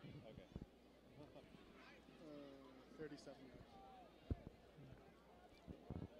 All right, 37-yard field goal attempt for the Colts. 4th down, and that kick is up, and it's going to sail right off to the left. No good. So the Colts drive, get it all the way down to 20-something yard line for the Ravens, and then just can't really capitalize on it. And that's something we've seen the whole year from the Buena Colts is they hurt themselves. That was a great drive. They had it going, and then they hurt themselves on that touchdown that was called back by a holding penalty. And they did a really great job of staying away from those mistakes in the first half. I hope they continue to stay away from those mistakes here in the second half and then going forward the rest of the year. Yeah, and you really don't want to see them get complacent. Shotgun formation. They're going to hand the ball off around the left-hand side. It's going to be brought down. And no, he's going to drag the pile. That's going to be pretty close to a first down. Looks like 9 yards. Bring it up close to the 30, 31-yard line. But that was just sheer heart right there to drag that. A couple arm tackles. Didn't work. Colts continue to cycle players in and out. Same formation here for the Ravens. Three wide receivers to the right, on the left. They're going to try to hand that ball. It's going to swoop around. Cornerback's going to step up, and that's going to allow the linebackers to get in there and make the tackle. And that's a good job on that cornerback to close that hole down a little bit. Yeah, the corner did a great job of keeping outside leverage and forcing it back in, which allowed the Buena linebackers of Alvarez and Jones to come over the top and shut that down before too much of a gain. But it was still 4 yards, and that's a first down. And, I mean, this is what we've seen the last 3 drives from the Ravens. They've been able to put together some first downs and some yards, and they're gaining more confidence on offense as the night goes on. 8 minutes, 30 seconds. Shotgun, backs up. He's got a guy trying to come open, but that's going to be broken up. About 3 blue jerseys out there coming down to triangulate on the Ravens receiver. Pretty good thrown ball, but too much stuff in the way. And that's the first time the Ravens have really tried to attack Caleb Bryant. And that's what the Colts want you to do. Caleb has proven he's the best athlete on the Colts, and they trust him out there on the island by himself. And right there, he got his hand in there and broke up that quick slant. 3 wide receivers to the left, 1 to the right. Quarterback's going to hand the ball off. It's going to get smothered and at least kicked out. And for a loss of yardage by that front 4 of the the Colts defense, who are, again, playing fantastic. I'd like to see him try to get a little bit, well, I mean, there's good penetration there, but if they could put some more, pressure on that quarterback during the pass plays, I think they'd lock this thing down. What their linemen are doing a great job of this week that we haven't seen the rest of the year is when the guards and the tackles are pulling, they're not staying home. They're actually following through with the guards and tackles, and that takes you where the play's happening. And so that's what the Colts linemen are doing, is they're just following those pulling guards and tackles, and that takes them right to the ball. Once again, shotgun, and there you go. That pressure comes up. The ball barely gets out. It's only going to be about a 5-yard gain before he's smacked and brought down. Go down to our sideline reporter, Brett. Brett, what are you seeing?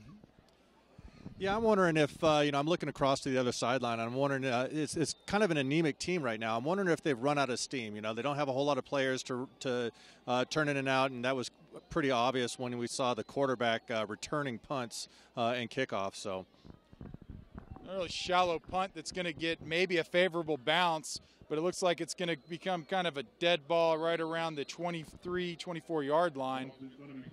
We got a Ravens player a little shooken up. Looks like they're going to be able to get on their feet and get to the sideline on their own.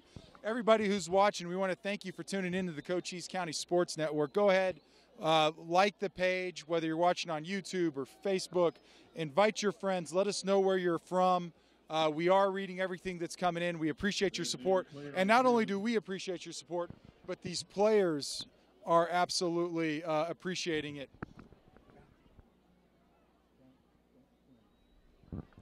So we do have an injured Raven on the field, but go ahead and like the page, share the page, and also just a reminder, Tuesday nights at Native Barn Grill, we have the Wayne Colts night. Come up there at 6 o'clock p.m., Native Barn Grill. It's the Dine to Donate. It's a 15% of the bill goes towards donating to the Wayne Colts, and that excludes, obviously, alcohol and things that are already on special. So, Brett, a little bit different so far. Excuse me. Go down to Brett on the other thing. David, a little bit different of a tempo so far. Obviously, nobody's throwing 24 points up in the first half quarter, but both teams are coming out and they're playing hard, and they're both showing some good things on both sides of the ball. Yeah, it looks like the Ravens have kind of settled in. They really had that terrible start that led to the quick 21-point deficit, and now it's ballooned up to 30. But it's nice to see them come out here in the second half, and they're not giving up. They're still playing hard. We've mentioned all night all the roles that the quarterback is doing. We can add now punter to that list as well, as he was just a punter on that last one. And so you can tell they're still working hard. They're still fighting for every inch they can get. And that's what we like to see from both sides. And we'll see what the Buena Colts offense can do here, if they're going to come out, try to score one last time before they get this start subbing people out. But Gio, Caleb, Young, and Mandrell are all in there still. So the Colts are definitely still pushing for this and going to try to hang up on at least one more touchdown, if not more. Well, and it's a good sign. You got the Ravens player kind of a little shaken up. It looks like he's getting off onto the sideline. And we're going to continue on with the game. Thank you, everybody, for tuning in. Cochise County Sports Network. We have the Wayne Colts taking on the visiting Empire Ravens. Score right now is 44-14, a little bit less than 7 minutes into the third quarter. It's going to be 1st and 10, and we got a bunch of flags right off. Offsides on everyone.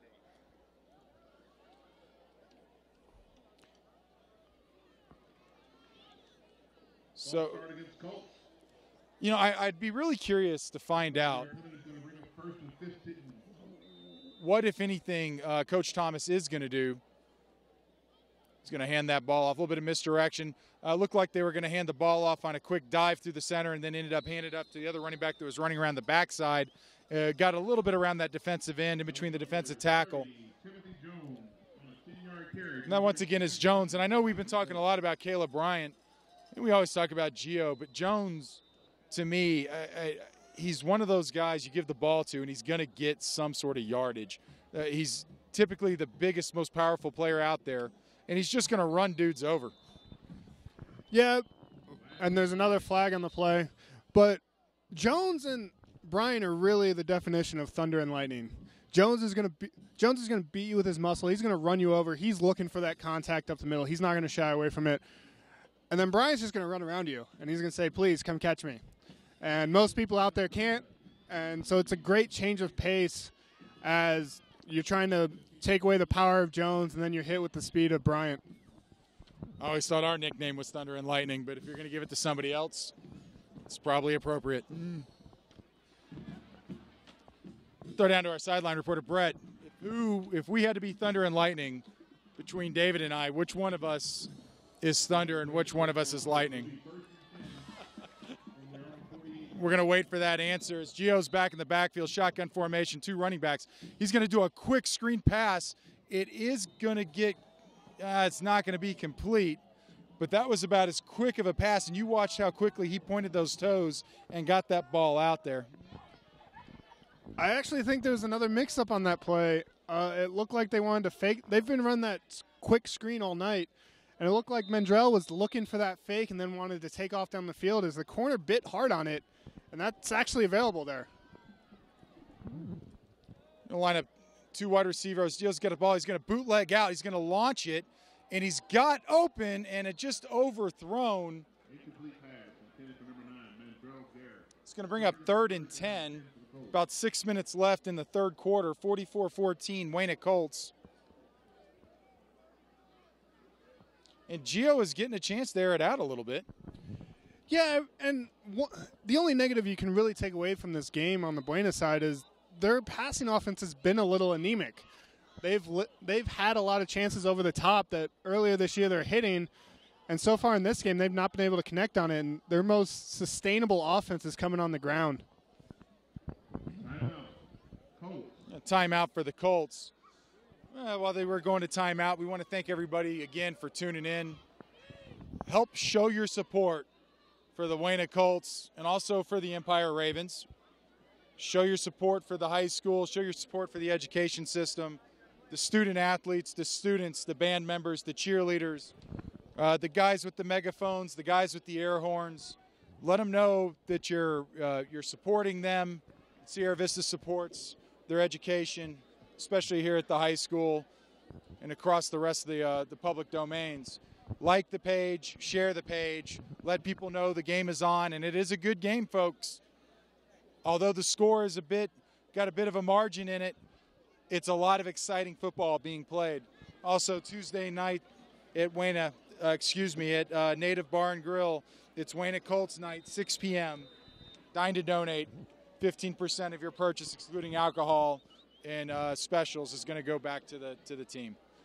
Gio back in the backfield. He's going to hand the ball off, and he's going to cut back in. Keeps on rolling people over, and it's going to be a first down. Number 30, Timothy Jones. And again, Timothy Jones just And another mauling people. First down. Yeah, Jones shows a little bit of quickness on his feet, making that first guy miss, and then he shows what he's really good at, which is running people over, breaking through those arm tackles, and it doesn't look like anyone from the Ravens defense wants to step up and try to take that hit right now. I never liked tackling big, bruising running backs that could just run you over. It's not fun if you're a defender who's not ready for it. Gio's up underneath the center. He's going to roll out. Bootleg, he's just going to outrun the defender on the outside. He's going to pick up the first and run out of bounds. That was complete athleticism by Gio, which could have been a broken play, at least a missed block. Yeah, I mean, that shows what Gio can do with his legs. And that just adds another dimension to this offense. You got to worry about Gio. You got to worry about Bryant. You got to worry about Jones. You don't know who's going to have it, who's going to be running where.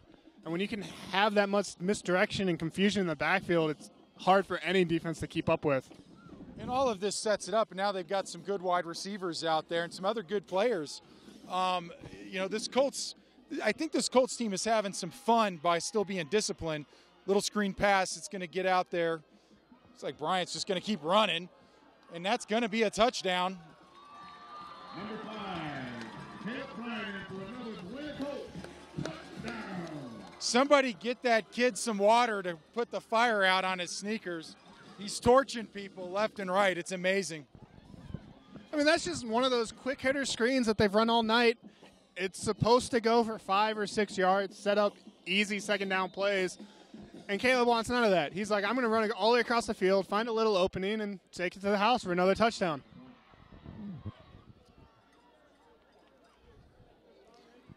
It's be 50-14, pending the extra point, which is up. And that's going to be good. Now, when the people go to Native, it's 6 o'clock on Tuesday, and they rewatch this game. Although the Colts offense has some very prolific players, we don't want them getting big heads because that offensive line is doing the heavy lifting this game. They are crushing dudes at the line of scrimmage and at the point of attack. Yeah, I couldn't agree more. I mean, they're opening holes for the running backs. They're keeping Gio clean when he's dropping back into the pocket. I know Gio and Caleb both recognize that. They're not going to take anything for granted. They know they couldn't do any of this without the support of their offensive line and really all the players on the offense. They all set up all those plays. And when Brian's making those cuts, he's getting blocks down the field that open up even more holes and open up those big play opportunities. Yeah, and they're playing like a really good unified team right now, and that's really what football, they say football's the ultimate team sport because if everybody's firing on all cylinders, you can score a touchdown with any given play. And right now they're just really hitting on almost all their cylinders every single play. The kick is up.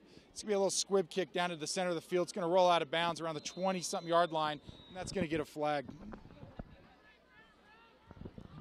Yeah, it looks like they were just trying to put it something short, nothing deep. And unfortunately for Buena, it rolls out of bounds, and that'll give the Ravens really good field position.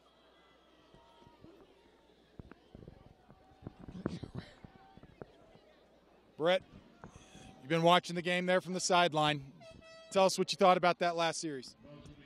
Oh, the series was really strong. I mean, they just don't have any answer for the speed of the Colts. They're running inside, they're running outside, they're running inside and outside, and they just can't keep up with them. That was a quick, easy touchdown. It was a lot of fun to watch. The Colts are just tearing it up out there. Ravens back in that shotgun formation. That's going to almost be intercepted again.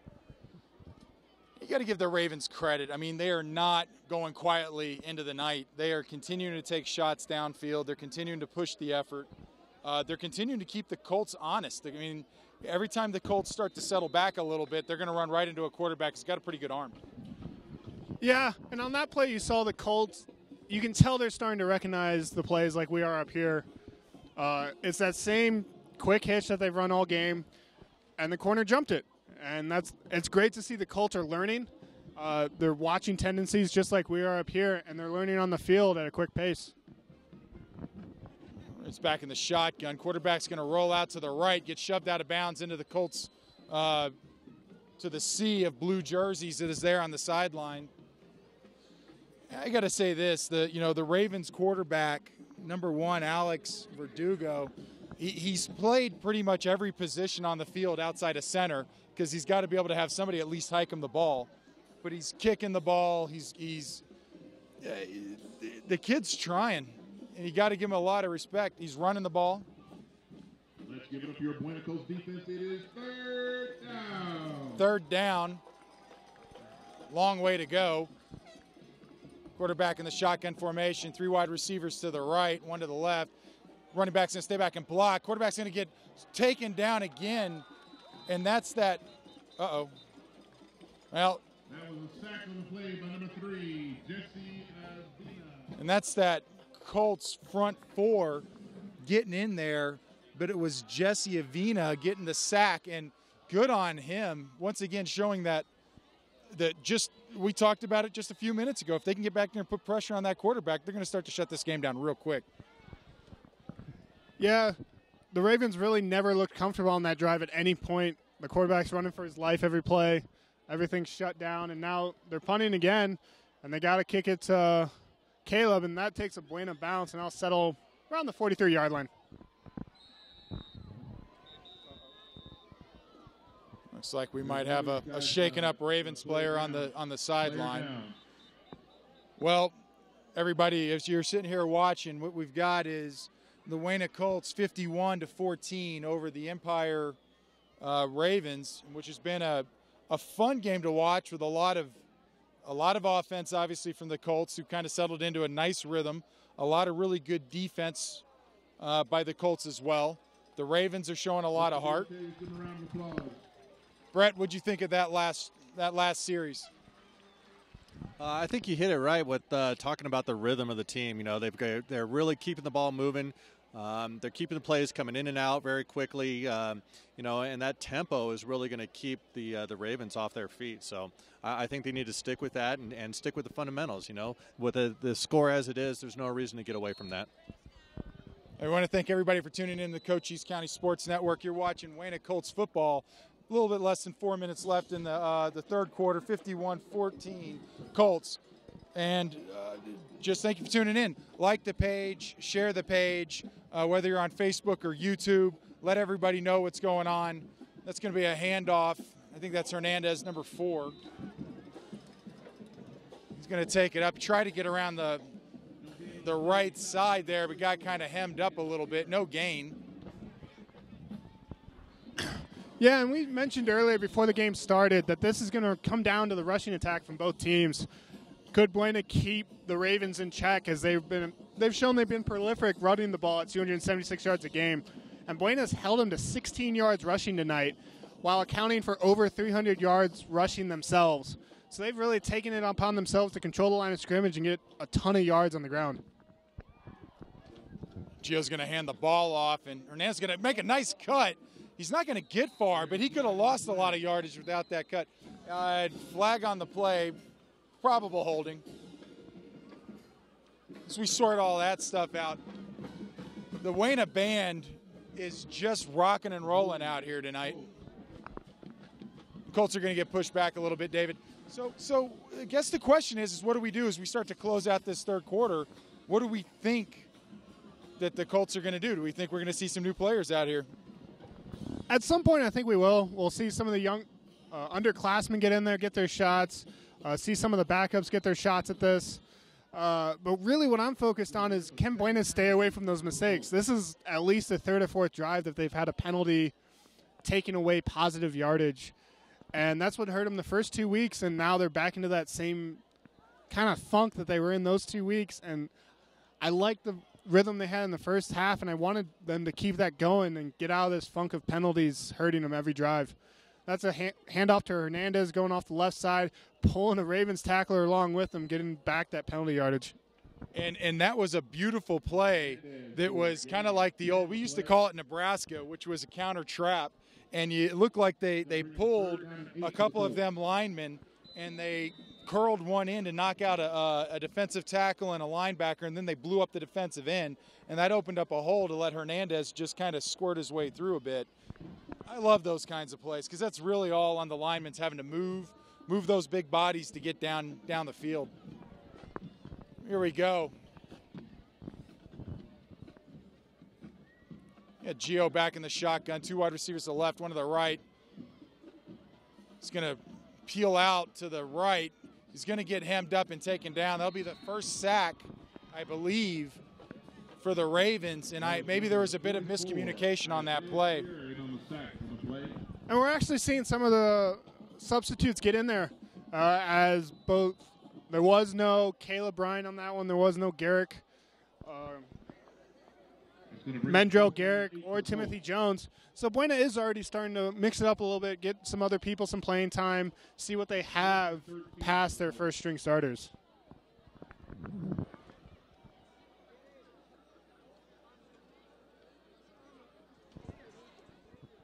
Well, it's going to bring up 4th and 13, so the Colts are going to punt this one away. Be punting from about their 25-yard line. And we got a flag on the play for something. Looks like, what do we call that, David? Clock expired. Play clock expired. Delay a game. Sometimes, guys, I know y'all are all watching here, and I know you got a professional announce team, but we get distracted with all the students and the crowds out here, and you have bands beating on drums and people doing flips and people yelling into megaphones. And the punt is up. It's going to bounce right in the middle of where there's nobody at, kind of to a stop. On the 30-something yard line, 33, 30-yard line. And that's going to bring the Ravens out, and we're going to see what they can do with a minute left in the third quarter.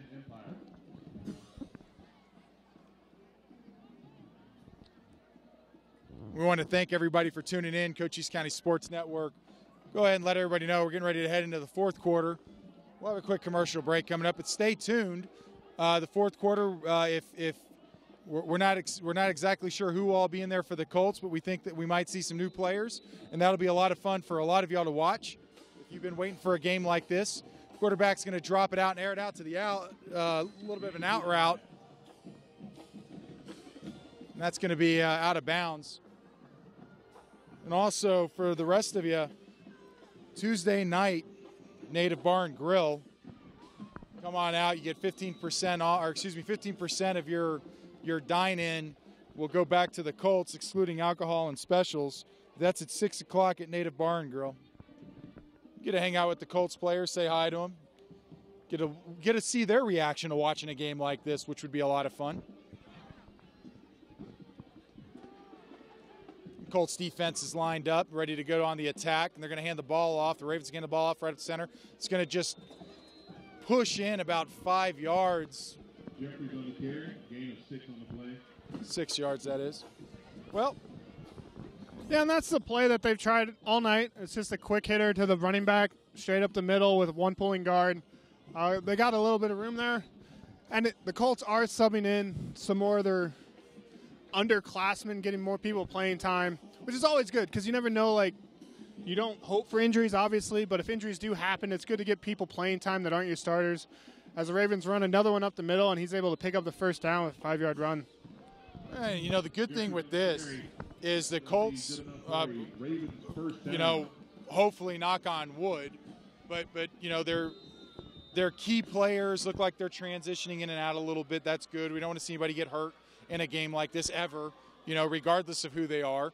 But it also allows some of these other players to get on the field because you can't practice experience. You know, you got to get out there and you got to play the game, and you got to have some pads hitting pads and touching the football and trying to tackle people to get that experience. So we're going to go ahead. We're going to throw it to Levi, and we're going to see you guys at the fourth quarter.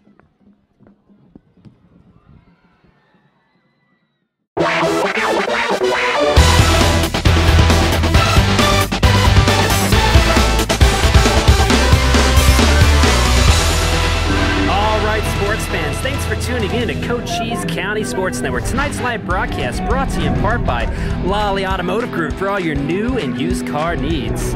Edward Jones Investments, making sense of investing.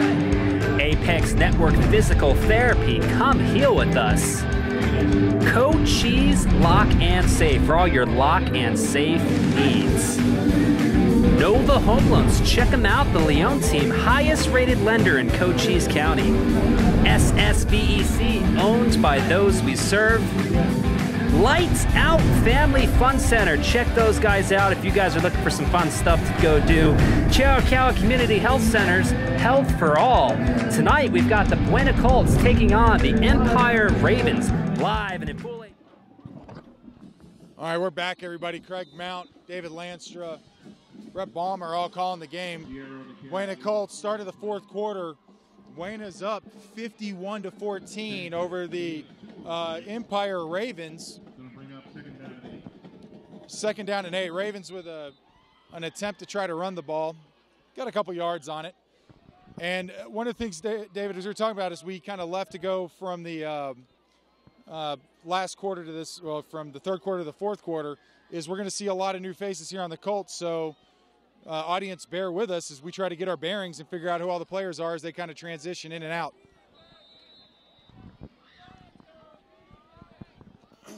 Dan, right there, the Ravens do try to get a nice quick hair on the outside, and that's been open all game, and unfortunately for them, they just haven't been able to complete it very often. And that'll bring up third and about 8 yards to go, and see if the Ravens can come up with anything here to get the first down. We're thrown down to our sideline reporter, Brett. Brett, you know, coming out of that third quarter, what are some things that you kind of saw as that progressed? What was different with that third quarter than that first half?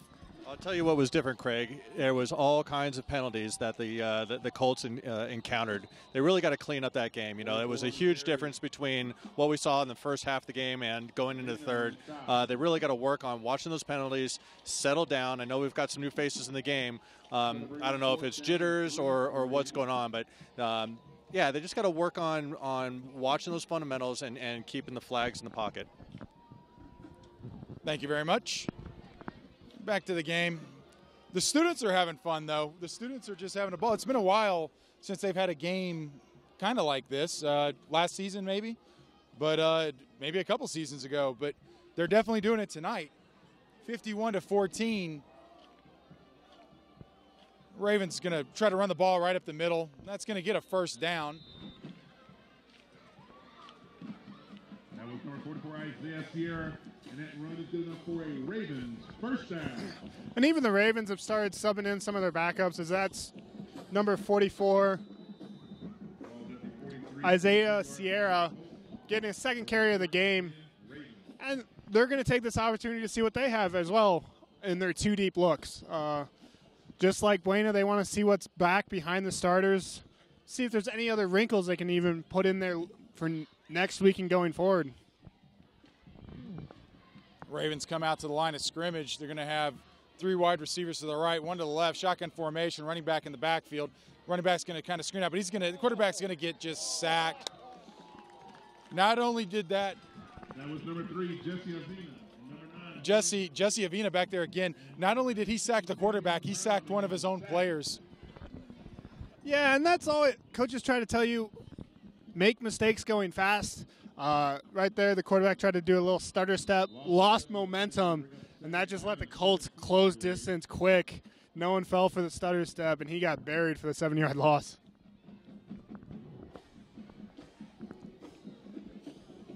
Colts are out. 3 down linemen, bunch of linebackers. 3 wide receivers to the left for the Ravens. Ravens are going to back up, try to launch this one again, going deep downfield, and that flag out there. I was waiting for that one. Cody Pacheco for the reception and first down Ravens. There's a flag on the play. They're calling it first down for the Ravens. We're going to wait and see what the flag is for here first. I think it'll be pass interference on the defense, and the Ravens player made a great play on the ball and comes away with a 30-yard reception. So they'll decline the penalty and take the 30 yards. And it's now 1st and 10 from the 20-yard line. That was a great pass. That wide receiver never broke stride. And that's really been the Ravens' most prolific offense of the night, is when they've gotten over the top. They're taking advantage of the one-on-one matchups that the Colts are giving them. And they've won it more than they've lost it, in my opinion.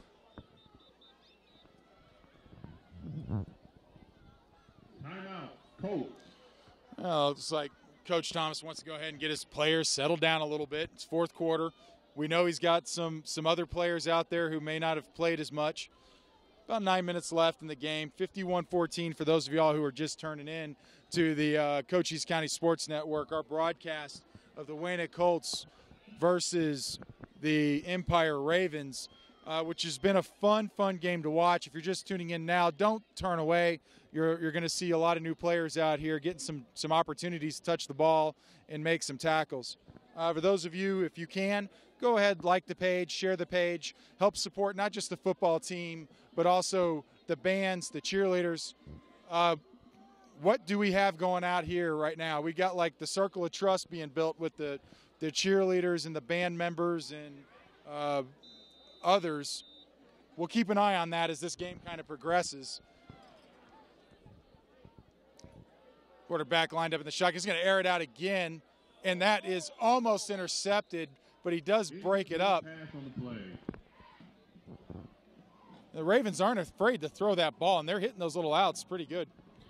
Yeah, and that was a great play by number 7, Jacob Murphy. He didn't let his guy get behind him, and actually the wide receiver for the Ravens made a great play coming back on the ball. That would have been an easy interception for the Colts again.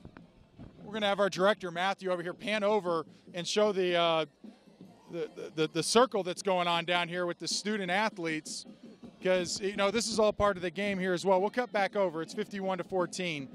Now we'll scan back, but this is the kind of stuff that happens out here during the game. That play's not going to go anywhere. It's going to get off into the sideline. So, once again, if you're watching the game, remember, it's not just about football. It's about the entire community showing up out here, your band members, your cheerleaders, your student athletes, your students of all ages, as well as the parents and everybody else who's kind of supporting everything. Yeah, it's fun watching you. You're a pretty good announcer up here, but then you're trying to play producer, telling the cameras where to cut, what to look at. We have people in the truck doing that for us. So.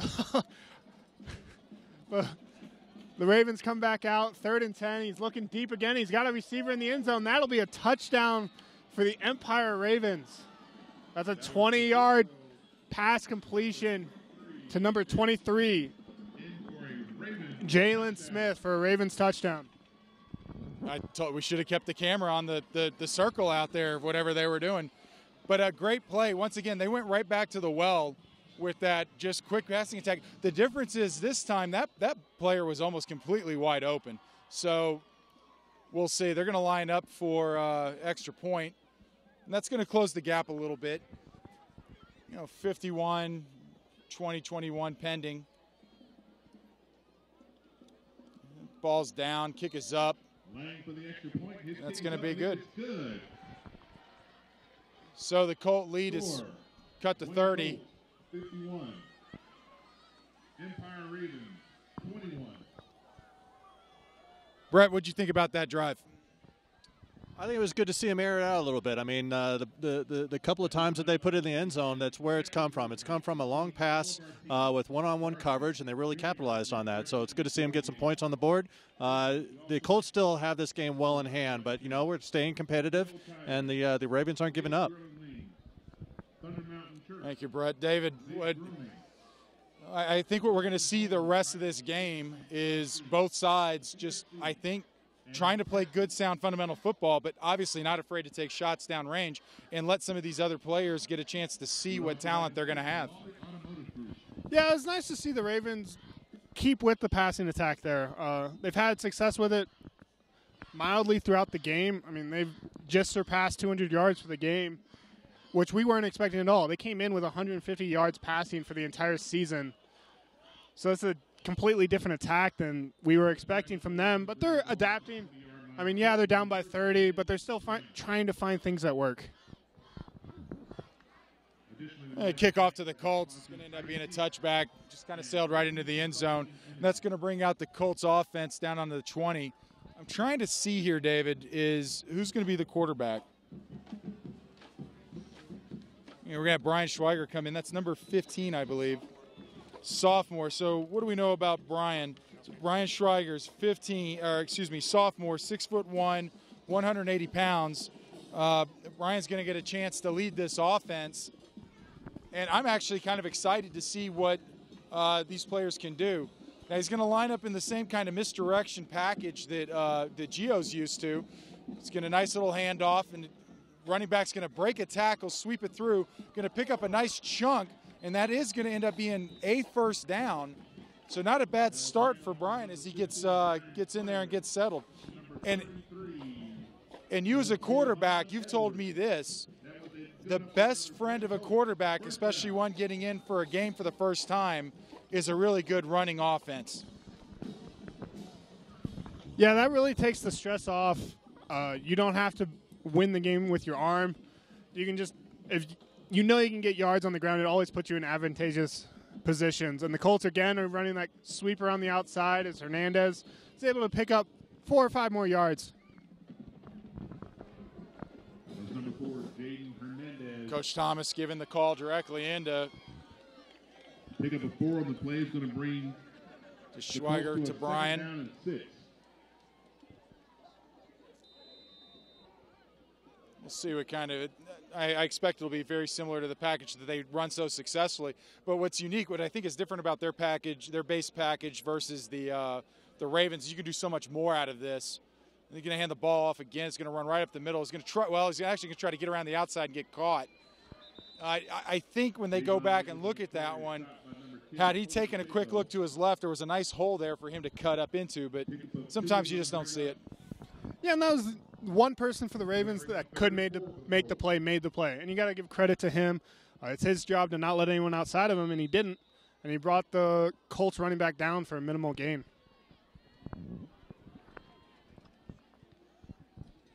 Colts come up to the line of scrimmage again. They're going to have 2 wide receivers, 1 on either side. They're going to split off another one there into the slot on the right side, who's going to come off sides. Just jumped a little bit.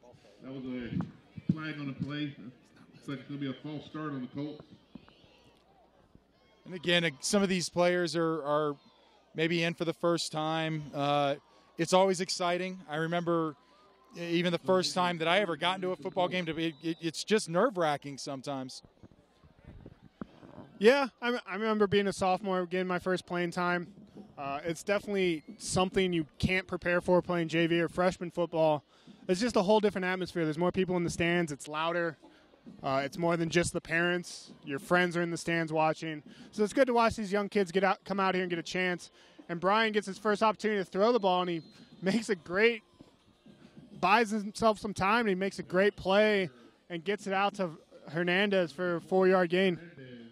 It's always fun when they get that first pass completed. Although that's going to bring up 4th down. They sent him. He came running off that field, his head a little high, and he should. So it's going to be 4th and 1.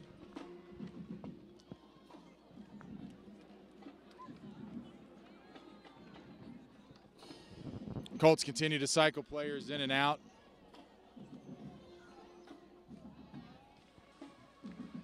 Be watching that clock here a little bit because it's getting close. They lined up for a punt.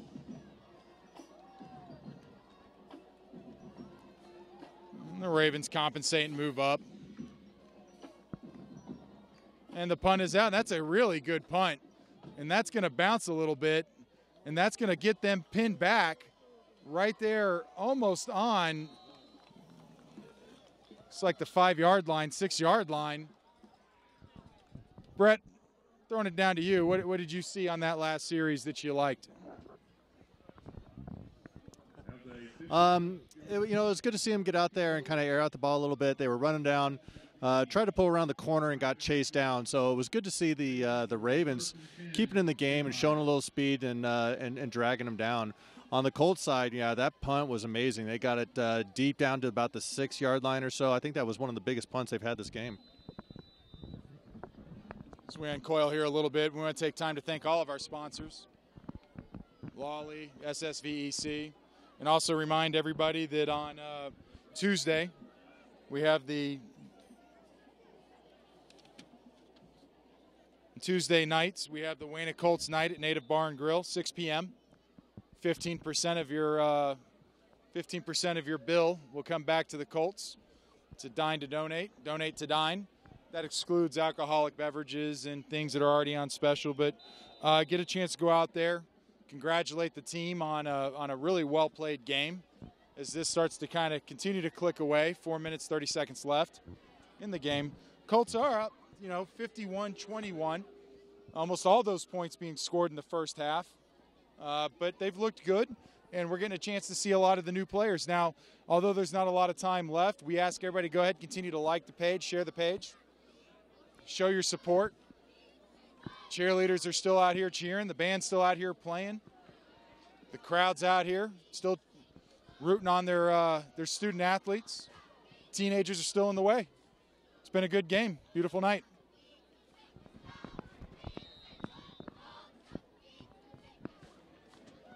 That was 23, Jaden Smith on the reception. Clock continues to kind of just tick away, 3 minutes, 40 seconds. So, David, where do you think the Colts go from here? I mean, huge win, a lot of confidence. Is this something, obviously, to continue to build on, but is this something that, do they let their confidence get away from them? You always hope not, right? They did a lot of good things in this game, especially in the first half. They took advantage of all the mistakes from Empire. The pick six early set the tone of what it was going to be. And then they've run the ball at will. Going forward in the year, I don't expect they'll have many more 300-yard rushing performances. That's just not historically what they do. So really, there's a lot to build on. There's a lot of good confidence to gain from this. But at the same time, there's also stuff they can fix. Like their passing game has been a little inept. They haven't had to throw it very much, but they have less than 100 yards passing tonight, which is not normal for them. So I look for them to build on that, fix those issues going forward, and really just continue the momentum that they've built in this game, that they prove they can run the ball. And once they get that passing attack back to where it was the last few weeks, it'll be a very hard offense to stop. Ravens players just kind of trucking through, and he's going to be brought down around the 40. This is a good effort. We got a flag in the backfield. One of the Colts players bouncing back up now. Again, it's a 30-point game here, folks, so we apologize for not calling it to the letter of the law. But, David, player of the game, as we got a couple minutes left, who do you think? I don't think there's a question. It's definitely Caleb Bryant. He was all over the field, returning punts, playing lockdown corner, running the ball. We don't have the individual stats up here for him, but he has to be approaching 300 yards of total yards for the game. He sprinkled in a few touchdowns there as well. But at the same time, I mean, this is the best game we've seen from Timothy Jones as well. He added a couple touchdowns on the ground. And so really the whole offense was clicking, especially the rushing attack. All of them had their chances and got yards. And, Brett, what about you? Do you got somebody that you had your eye on that you thought is kind of your player of the game? I thought that was a pretty good call from David, but I'm going to go with, I believe, Jones or Hernandez. Hernandez was really smart out on his feet as he was running it around, making some really solid cuts to get some extra yards. There were a couple times where he was able to break through a couple of tackles where, the play looked like it was designed to be about a 3 or 4 yard gain. He was able to break off closer to 7 or 8, and he did that on a regular basis throughout the game. So I'd say Hernandez top 3. All right, and I'm going to cheat a little bit, and I'm going to take the front four on defense, who I thought have just played an absolutely stellar game, especially that first half. They probably combined for about 500 tackles right up there through the middle. But it set the tone, and it really started to exert their dominance, and it forced the Ravens to try to do some different things. That ball's almost picked off. The only thing is it got there a little quick, but the cornerback read it the entire way.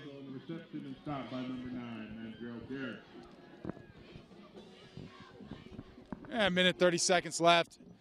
Colts are going to go ahead and they're going to breeze into this. They're going to go to 2-1, which is getting them back on. Now they have a winning record for the season, and we hope that they're going to be able to maintain that. But they certainly got a lot of success tonight to build off of. What was probably the most impressive component that you saw with the Colts today? Was it the rushing attack? Yeah, without a question. It's not something I expected coming into the game, watching the last two. It's really been a pass-first offense and always has been. We haven't seen Caleb Bryant get on track yet, other than in the kick return game. He's had 2 great games before this, and he continued that tonight, but he got on track running the ball as well. And the whole team really did. I mean, they now have 336 yards rushing on 28 attempts. So that average is well over 10 yards a carry. And that's great for any team, any day. And, I mean, at the same time, we came into this thinking that the story of the game would have been Empire's rushing attack. And up until that last 40-yard run, Buena actually kept them under 30 yards for the rest of the game. So right now, Empire has 74 yards rushing, but 40 of that came on a run that was no more than 2 minutes ago. You know, another thing that's very interesting, looks like we got to huddle up here. Gio, although he had somewhat of a quiet game, he didn't have very many mistakes, and we got to see what that team kind of looks like when your Bryants and your Jones and your Hernandezes are picking up huge swaths of yardage. Sierra's good for another 7-yard carry on the play. That we got to see what the team kind of looks like and what Gio's able to do to almost game manage. Because his job at this point was to get it to these guys because the offensive line was blocking so well. I mean, hell, I think there's still a Wayne Colts tackle still blocking a Ravens player somewhere down the field somewhere. But it's good. It's been a good game. Yeah, and that's what shows when you have 3 people that can carry the ball for yards. Most of the game, you have Gio in the backfield with Bryant and Jones, and we didn't know who was going to get the ball. And we said in the first half we were surprised Gio hadn't run the ball that much. And they came out in the second half, and Gio broke off 2 straight runs of 25-plus yards. And when you have a 3-headed attack like that, it's hard to prepare for, and it's harder to stop.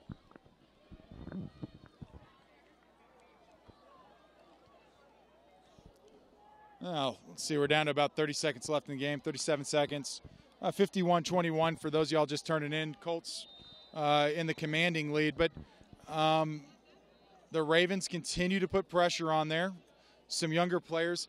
And that's a very good tackle and a stop. And what I liked about that play were those Colts players were able to get into the gaps and get some penetration. Gain of a yard on the play. Timeout. Yeah, this is really going to show the mettle of the Buena Colts. Empire is determined to score right here. They've wasted all 3 – well, not wasted. They've used all 3 timeouts here inside the red zone, and they're just going to keep feeding their big fullback, and it's going to be the Colts trying to keep them out of the end zone this one last time. So see what these young Colts are tested – what their mettle is as they're tested here late.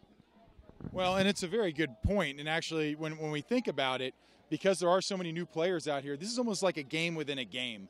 You know, you've got some of these younger players who are trying to step up. The scoreboard right now doesn't reflect the situation that they're currently in personally. What they want to do is they don't want this team to score against them. And this is the first, I think, Brett was whispering in my ear while you were talking, and he's 100% right. This is the first kind of real goal line stance that the Colts had to deal with this game. And it's a bunch of young players out there going against, I presume, a bunch of other young players for the other team. And what you got is a 30-second football game between some guys who may not see some field time unless there's another blowout or something else happens in the next game or so. So I'm excited to see what happens. And here we go. Goal stand for the Colts. The young defense out there going against this Ravens offense.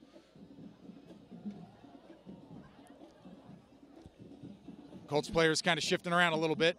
They're going to try to get it around, and he's going to get back. He's going to get hemmed up, and the Colts are just going to keep swarming, almost holding him up. It was one arm tackle too many, but God, the effort was there. Very exciting.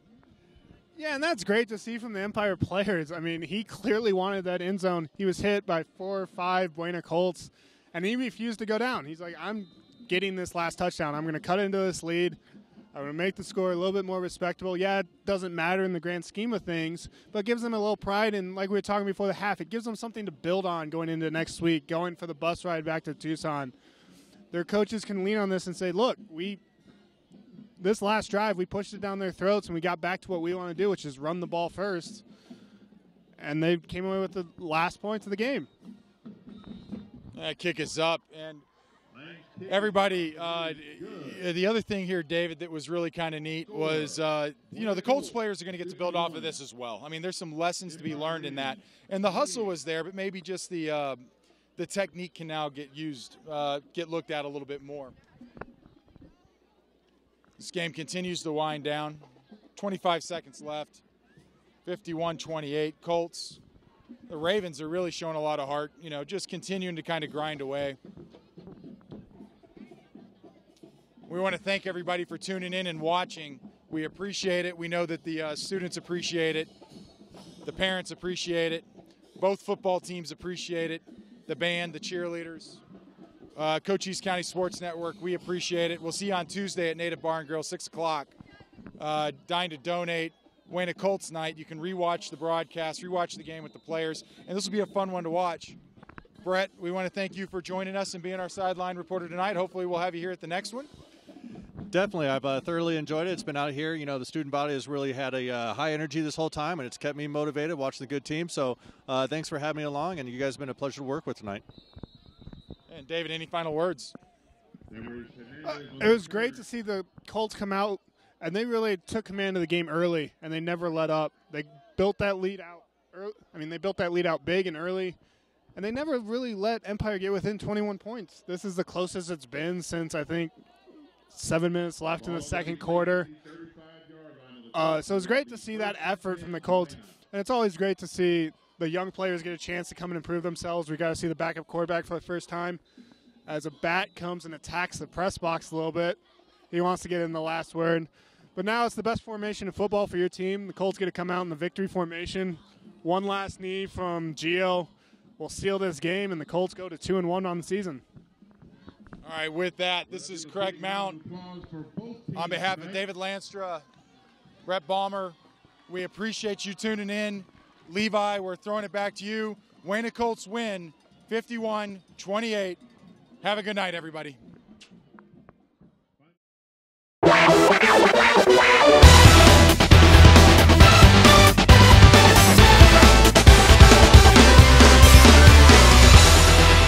All right, sports fans, thanks for tuning in to Cochise County Sports Network. Tonight's live broadcast brought to you in part by Lolly Automotive Group for all your new and used car needs. Edward Jones Investments, making sense of investing.